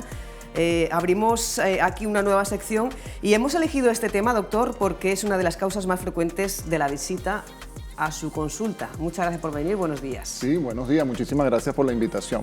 Realmente la presencia de sangre en la orina, que es lo que se llama hematuria, nunca es normal. Es algo que debemos tener en cuenta. Una persona que tenga sangre en la orina, algo está pasando y eso hay que estudiarlo. Ojo, no siempre que tienes sangre en la orina tienes cáncer, porque la gente se preocupa y cree que la sangre es sinónimo de cáncer. Se dice, y se hizo un estudio en Andalucía con varios hospitales, y 3 o 4 de cada 10 personas que tienen sangre en la orina pueden tener un cáncer de vías urinarias. Puede ser riñón, puede ser uréter, puede ser vejiga, puede ser próstata o puede ser uretra. ¿Ok? Ahora, fíjate, yo te voy a dar unos ejemplos para que la gente entre en contexto. Una señora, y estos son casos reales que pasaron en el hospital. Una señora va al mercado, se cae, llega a su casa, comienza a orinar con sangre y ella cree que esa sangre es porque se ha caído. La estudiamos, le hacemos una tomografía y tiene un cáncer de vejiga. La señora favorablemente se opera, recibe su quimioterapia intravesical y está bien. Otro paciente, sangre en la orina, tiene 3, 4 meses orinando con sangre. Él tuvo un antecedente de que tenía un cálculo y él pensaba que era por el cálculo que estaba sangrando. Le hacemos una tomografía, un tumor en el riñón, del otro lado donde estaba la piedra. Y yo le decía, dale gracias a que esa piedrita te causó dolor y te pudiste estudiar. Pero que es importante que si tienes sangre en la orina, tienes que ir al urólogo porque hay que saber por qué está sangrando. Claro, ¿y es posible tener sangre en la orina y que una persona no se dé cuenta? Sí, claro. Hay 2 tipos de hematuria. Hay una hematuria que es la macroscópica, que es la gente, pero yo te comentaba antes, que la gente siempre ve el color de la orina, porque de alguna manera la orina te dice cómo estás tú de salud. Y cuando la ves roja, esa es una hematuria y es lo que llamamos macroscópica. Pero hay unos exámenes de orina que la gente ve la orina de un color normal, pero que tiene más de 5 hematíes en ese estudio, que es lo que llamamos hematuria microscópica, que en todo caso no quiere decir nada que tenga un sangramiento leve o que tenga mucha sangre para saber la gravedad de la enfermedad. Es decir, una persona puede haber tenido un solo episodio de sangramiento y tener una enfermedad mucho más grave que aquel que ha estado orinando con mucha sangre y que cree que entonces tiene una enfermedad mucho más grave. Consejo número 1, en cuanto se ve un poquito de sangre en orina o la orina un poquito enrojecida, al doctor rápidamente. Al doctor rápidamente y sobre todo, el consejo 2, hazte un examen de orina cada 6 meses y ese examen de orina vamos a ver muchas cosas porque vamos a ver si estás perdiendo azúcar ahí, si estás perdiendo proteína y te va a decir mucho de tu contexto interno. ¿Y cuáles son todas las causas de esa hematuria, de esa sangre en orina? Fíjate, te voy a decir, por ejemplo, una cosa que me preocupa mucho aquí en Ceuta. En Ceuta tenemos muchos cáncer de vejiga. Muchos, de verdad que es impresionante. Recientemente, la semana pasada o el lunes, operamos 6 casos de cáncer de vejiga. Recientemente operamos un señor que tenía un cáncer de vejiga avanzado y le hicimos una vejiga nueva con intestino. Y el paciente ya está orinando por su cuenta, le hicimos una vejiga nueva. Pero es mucho. Ahora, tú puedes sangrar desde el riñón, un tumor renal, una piedra en el riñón, puedes tener cáncer en el uréter o una piedra que esté bajando por el uréter y va desgarrando y va produciendo sangramiento. Puedes sangrar por la próstata, puedes sangrar por un tumor de vejiga, por piedras en la vejiga y sobre todo, que es la causa más importante, las infecciones de orina. La gente con infección de orina tiene generalmente hematuria. ¿Hay algún perfil, alguna edad en la que pues sea más habitual que se detecte este problema, la sangre en orina? Bueno, te voy a decir, hay 2. Uno, si fumas. Si fumas y tienes sangramiento, la primera causa de cáncer de vejiga es el cigarrillo. Y si eres fumador y tienes sangre, puedes tener un cáncer de vejiga, y sobre todo si es indolora. Y la otra son las infecciones y mayor de 50 años. Si tienes más de 50 años, siempre es bueno hacerse un examen de orina rutinario. Cada 6 meses. Cada 6 meses. Cada 6 meses examen de orina. ¿Y cómo saber si, aparte del cigarrillo, como usted dice, si una persona que, por ejemplo, nos esté viendo ahora mismo está en riesgo de padecer sangre en orina, de hematuria? Claro, eso me lo va a decir es el examen de orina. Pero ¿quiénes están en riesgo de tener, por ejemplo? Vamos a hablar de los hombres, por ejemplo. Los hombres no tienen por qué tener infecciones de orina. Un hombre si tiene una infección de orina es porque no vacía completa la vejiga. Le queda una orina remanente y esa orina se va a infectar. Las infecciones me van a dar sangramiento. Entonces, si tú tienes un problema de un hombre con infecciones urinarias frecuentes, ese señor va a tener sangramiento. Las mujeres si fuman o si tienen infecciones frecuentes. Yo hoy por cierto, vi una paciente. Un paciente que de costumbre pierde orina y ella está orinando con sangre, ¿verdad? Pierde orina y usa un pañal. Los pañales son causa de infecciones urinarias. Y yo les decía, señora, pero si usted orinara sin pañal, usted no va a tener infección, porque lleva 8 años con infecciones urinarias. Y eso termina dañando un riñón, porque tantas infecciones te van a dañar el riñón, te pueden causar cálculos en la vejiga. Y le dije, señora, vamos a tratarte para que ya no uses pañal. Quienes usan protectores, porque hay personas que tosen o van a los gimnasios, porque tenemos una paciente así que tose y moja un poquito un protector. Ese protector mojado causa infecciones de orina. Y entonces esa persona puede tener sangramiento y puede tener infecciones recurrentes y entonces es mucho más difícil tratarle la infección. ¿Y cuáles son los consejos, las recomendaciones del doctor, de un experto, para evitar tener este tipo de problemas? Infecciones de orina y el resto de problemas que causan esa sangre en orina. Claro, lo primero, tomar bastante agua. Tomar por lo menos 2-3 litros de agua diario. Eso va a hacer que la orina sea más diluida y tienes menos probabilidad de tener cálculos. Cuanto más diluida sea la orina, usted tiene menos posibilidades de hacer una litiasis. Los hombres tienen que hacerse una evaluación constante de la próstata para saber si no tiene un problema de cáncer o un crecimiento prostático y podemos resolver y usted pueda orinar bien, porque como les dije antes, si usted no vacía completo, va a tener problemas de infecciones de orina. Las mujeres que tienen pérdida de orina pueden ir al hospital. Nosotros ahorita el servicio de urología tomó el comando de lo que es las cirugías del piso pélvico y estamos haciendo cirugías para la corrección de la incontinencia urinaria y las mujeres ya no se están perdiendo la orina. Si usted tiene algo, que lo pudiéramos hablar en otro programa, que es la incontinencia urinaria, las personas que tienen la pérdida de orina no siempre es igual. Una persona puede tener 2 tipos de pérdida de orina. La señora que tose, hace esfuerzo y pierde orina, o aquella que generalmente ya con los años usted no le da tiempo de llegar al baño y se orina. Nosotros estamos colocando Botox dentro de la vejiga y estas pacientes ya no se están orinando. Entonces todo esto tiene solución. Lo que tienes es que tratar de no usar un protector porque eso te va a causar una infección. Decía que una de las causas del cáncer de vejiga es el cigarrillo.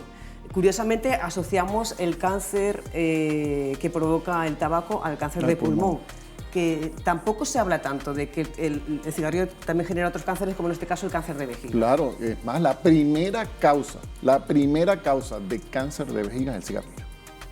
Y te puedo decir que si usted fuma y tiene sangre en la orina y no le duele, es muy probable que tenga un cáncer de vejiga. ¿Y cuál es la incidencia de cáncer de vejiga en Ceuta por este tema?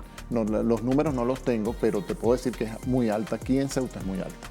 No sé si es porque fuman mucho, pues yo no fumo, pero deben estar fumando mucho y tenemos una alta incidencia. Tenemos pacientes ya con cánceres avanzados, con cánceres que han llegado al músculo, que han pasado el músculo de la vejiga y se han extendido y los estamos tratando. Pero estos pacientes con cáncer de vejiga, gracias a Dios tenemos resolución en el hospital.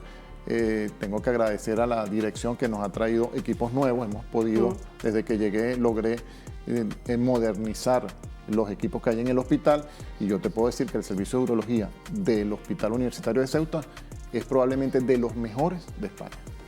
Incluso en alguna técnica, en algún tipo de tratamiento me señalaba que incluso de Europa. Sí, por ejemplo, en el procedimiento de lighting, que lighting es un dispositivo que se coloca en la próstata para dilatarla y que pueda la persona orinar bien, somos el número 1 no de España, de Europa, el Hospital Universitario de Ceuta.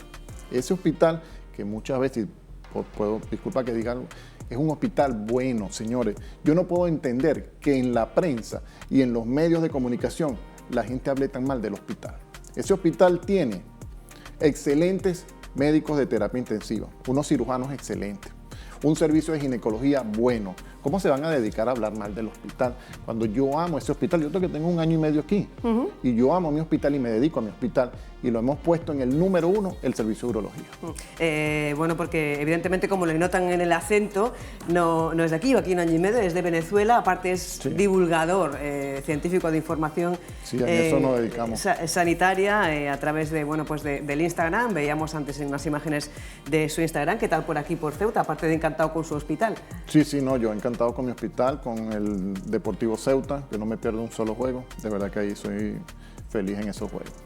Y que también, en Venezuela era divulgador a través de medios de comunicación, ahora va a empezar a colaborar con Conectados en Sanamente para tratar asuntos vinculados al servicio de urología. En Venezuela yo era conductor de un programa de televisión que se llamaba Cita con los Doctores. Programa que llegó hasta ganarse el Mara de Oro como el mejor programa de la televisión de Venezuela. Yo me dedicaba a eso porque la idea era que en ese programa las personas llamaban y si tenían una consulta médica o podían comunicarse por cualquier red social, nosotros con un panel de expertos hacíamos y respondíamos las dudas que tenían los pacientes en ese momento. Esto es lo que hacemos en esta sección de Sanamente. Hoy hemos hablado de la sangre en orina. El próximo día, si le parece, vamos a hablar de la incontinencia urinaria. ¿Qué le parece? Sí, claro. Además que nosotros, te decía, que en el servicio de urología estamos colocando cinchas suburetrales, que es un procedimiento que la persona ingresa y ese mismo día se va para la casa y ya no se orina más. Imagínate la ventaja de ese tipo de procedimiento. Es totalmente ambulatorio y la persona ya queda curada de la pérdida de orina cuando es una pérdida de orina por esfuerzo. La pérdida de orina por urgencia, que lo pudiéramos hablar en otro programa, aquella persona que se desespera por llegar al baño, esa persona necesita otro tipo de terapia con medicación que va a mejorar la incontinencia urinaria del paciente. Pues, doctor Vicente Dieguez, urólogo del Hospital Universitario de Ceuta, muchísimas gracias. Ha sido un placer, bienvenido a Sanamente y a Conectados, bienvenido a Ceuta también. Sí, de verdad que me encanta estar aquí contigo y de verdad que si ustedes tienen algún problema urológico pueden acudir al Hospital Universitario de Ceuta y ahí con todo gusto vamos a solucionar el problema que ustedes tengan. Y todos los problemas, sobre todo los más habituales o los que generen más dudas a nuestros telespectadores vamos a abordarlos en varias ocasiones los miércoles a las 11:30 con el doctor Vicente Dieguez. Muchas gracias. Un placer. Y fíjese, porque precisamente nos vamos al Hospital Universitario de Ceuta. En los últimos días se ha hablado de los problemas que está generando el cambio del sistema informático. Parece ser, según el INGESA, que ya se van solucionando. Ana Villazán, muy buenas. Bueno, pues por lo que hemos podido testar, palpar, los usuarios al menos no parecen encontrar hoy pues que la circunstancia de ese cambio del sistema, de esa renovación del sistema que se venía utilizando en el hospital universitario repercuta en las citas que ellos han tenido. No hemos encontrado al menos opiniones en sentido inverso, es decir, la situación es de normalidad, de acuerdo con esa información que también facilitaba el propio INGESA mediante nota de prensa. Informaba de que se ha renovado, ha habido una incidencia en los últimos días que sí ha afectado a esas consultas que venían a hacer los usuarios, pero el esfuerzo, dice INGESA, de los técnicos informáticos que ayer estuvieron hasta pasada la medianoche trabajando, según se nos cuenta en esa nota de prensa, pues ha permitido solventar esa situación y subsanar los problemas informáticos que han venido, pues entre otras cosas, ralentizando las consultas. Algunos facultativos sí nos han comentado que bueno, que de un día para otro no se solucionan problemas tan graves como esos. Entienden las personas con las que hemos hablado, especialistas que trabajan aquí en el hospital universitario, que la renovación del sistema informático, la actualización puede tener sus consecuencias positivas, eso es lo que se pretende, pero que por otro lado, bueno, pues todavía tienen que perfeccionar el manejo de ese nuevo sistema. Nos comentaban pues que sí, que estos días ha habido problemas en cuanto a los tiempos, porque se han ralentizado las consultas, las incidencias que ha tenido como consecuencia la propia renovación del sistema, pues ha impedido a los facultativos expedir las recetas, solicitar pruebas para los pacientes que tenían en consulta. ¿Qué quiere decir esto? Pues que esas cosas que no han podido hacerse han de solventarlas todavía. Por eso nos comentaban que todo no está solucionado, más allá de que el sistema informático sí esté funcionando. Y otra de las cosas que nos comentaban es que, como crítica hacia el Instituto Nacional de Gestión Sanitaria, es que no se ha tenido en cuenta la opinión de los propios facultativos que manejan el sistema a la hora de renovarlo, y algunos pues se encuentran con que el sistema que se les ofrece hoy no mejora el que tenían con anterioridad. En cualquier caso, los cambios necesitan un tiempo de digestión, necesitan un tiempo de perfeccionamiento, y con lo que nos quedamos es que al menos las personas con las que nosotros hemos podido hablar, usuarios del hospital que hoy han venido a pasar consulta, no se han encontrado con ningún problema fuera de lo que consideran habitual cuando se acercan a este centro. Es decir, que esa incidencia informática que en los últimos días ha causado problemas está finalmente subsanada. Pues nos alegramos de que bueno, pues esa incidencia haya quedado subsanada. Muchísimas gracias por esta información en directo desde el Hospital Universitario de Ceuta, Ana. Y ahora este momento, 11:45, es el idóneo para conectar con el horno de las noticias de la televisión pública, con los servicios informativos. Raúl Llamas, muy buenos días. ¿Qué tal, Susana? Buenos días. Cuéntanos, avánzanos la información de Radio Televisión Ceuta para el avance de las 2 de la tarde. Bueno, en el avance de las 2 de la tarde repasaremos algunos de los temas que habéis tenido aquí a lo largo de la mañana en Conectados. Por ejemplo, lo que ha sucedido esta mañana, esta madrugada en Jadú. Parece increíble, pero de nuevo ha vuelto a suceder lo que ya ocurría en septiembre. Como recordaremos, en septiembre la avenida Teniente Coronel Gautier se anegaba de agua por un fallo en tubería. En esta ocasión no ha sido para tanto, pero sí es cierto que de nuevo los vecinos han tenido que revivir esas imágenes dantescas de las que nos hacíamos eco en septiembre. Pasaba por allí nuestra compañera Alicia Urbano y nos informaba de todo. Parece ser que ya está solucionado el asunto, pero bueno, desde la ciudad afirman que es que las tuberías son muy viejas y que hay prevista una actuación en dicho punto de la ciudad. En otro orden de cosas, hablaremos evidentemente del juicio del caso en Vicesa, que ayer, bueno, como ya sabemos, deparaba momentos interesantes, como esa declaración del supuesto intermediario entre Antonio López y las personas que aspiraban a obtener una vivienda protegida. Ha comenzado pasadas las 11 de la mañana y daremos también buena cuenta de esa nueva sesión del caso en Vicesa. También hablaremos de lo que nos comentaba hace un ratito nuestra compañera Ana Villazán, y es que, como sabemos, era ayer el sindicato médico el que denunciaba esa avería que desde el fin de semana estaba ralentizando y a veces hasta entorpeciendo todo lo que sucedía en el hospital universitario, esa actualización de software que había llevado a que, por ejemplo, los facultativos ni pudieran pedir citas, ni pudieran pedir analíticas, ni ver, de hecho, el resultado de las mismas. Pues como nos informaba Ana, el Ingesa contaba esta mañana que ya está resuelto la avería. De hecho, nos decía que los técnicos de su equipo habían estado trabajando hasta las 12:30 de la mañana, de la madrugada, para solventar dicha avería, dicha actualización del software, que, como decimos, según Ingesa, ya está solventada.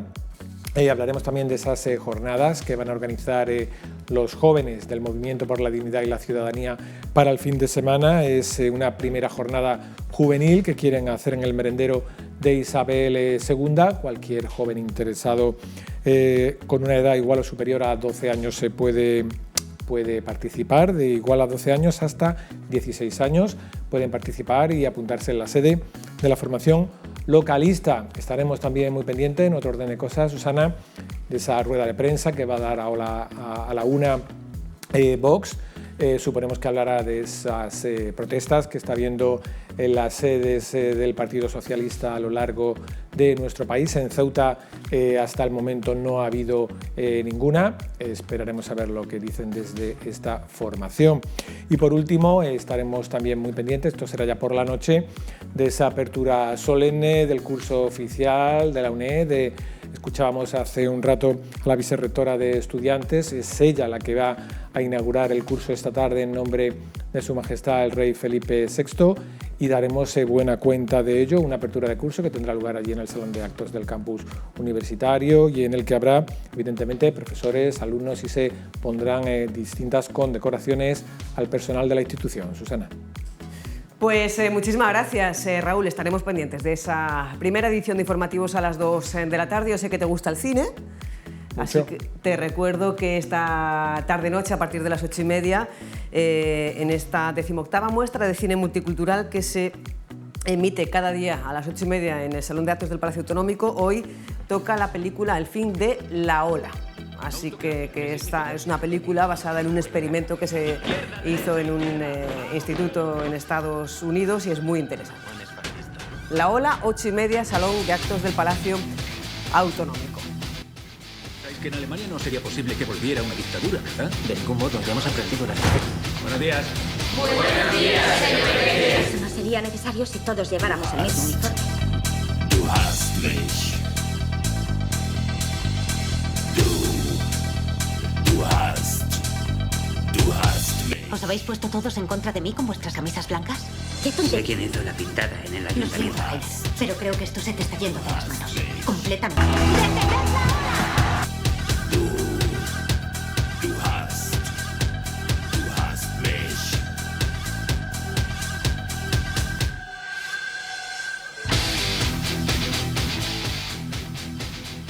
Y en la calle continúan las actividades organizadas con motivo de la Semana del Comercio de Ceuta. En la tarde de ayer se producía el desfile de moda infantil, con el cual les vamos a dejar, recordándoles, eso sí, que hoy desde las 6:30 hay el desfile de moda casual, de 6:30 a 8:30 en la Plaza de los Reyes. Nos vamos con el desfile de moda infantil y agradeciéndoles su compañía un día más. Nos vemos mañana a las 10. Disfruten de este desfile y de nuestros pequeños modelos. Hasta mañana.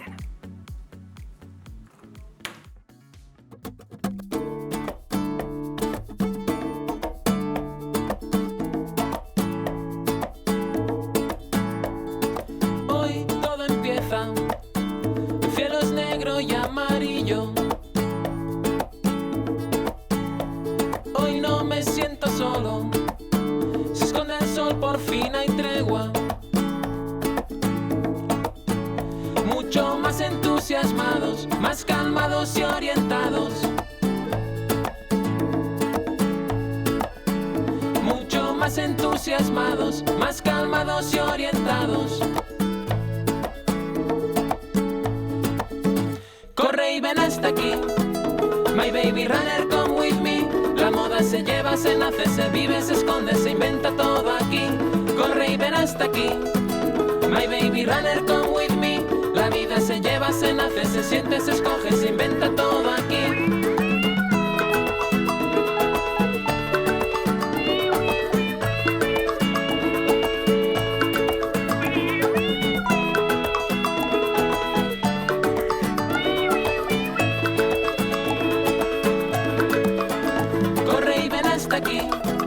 My baby runner, come with me.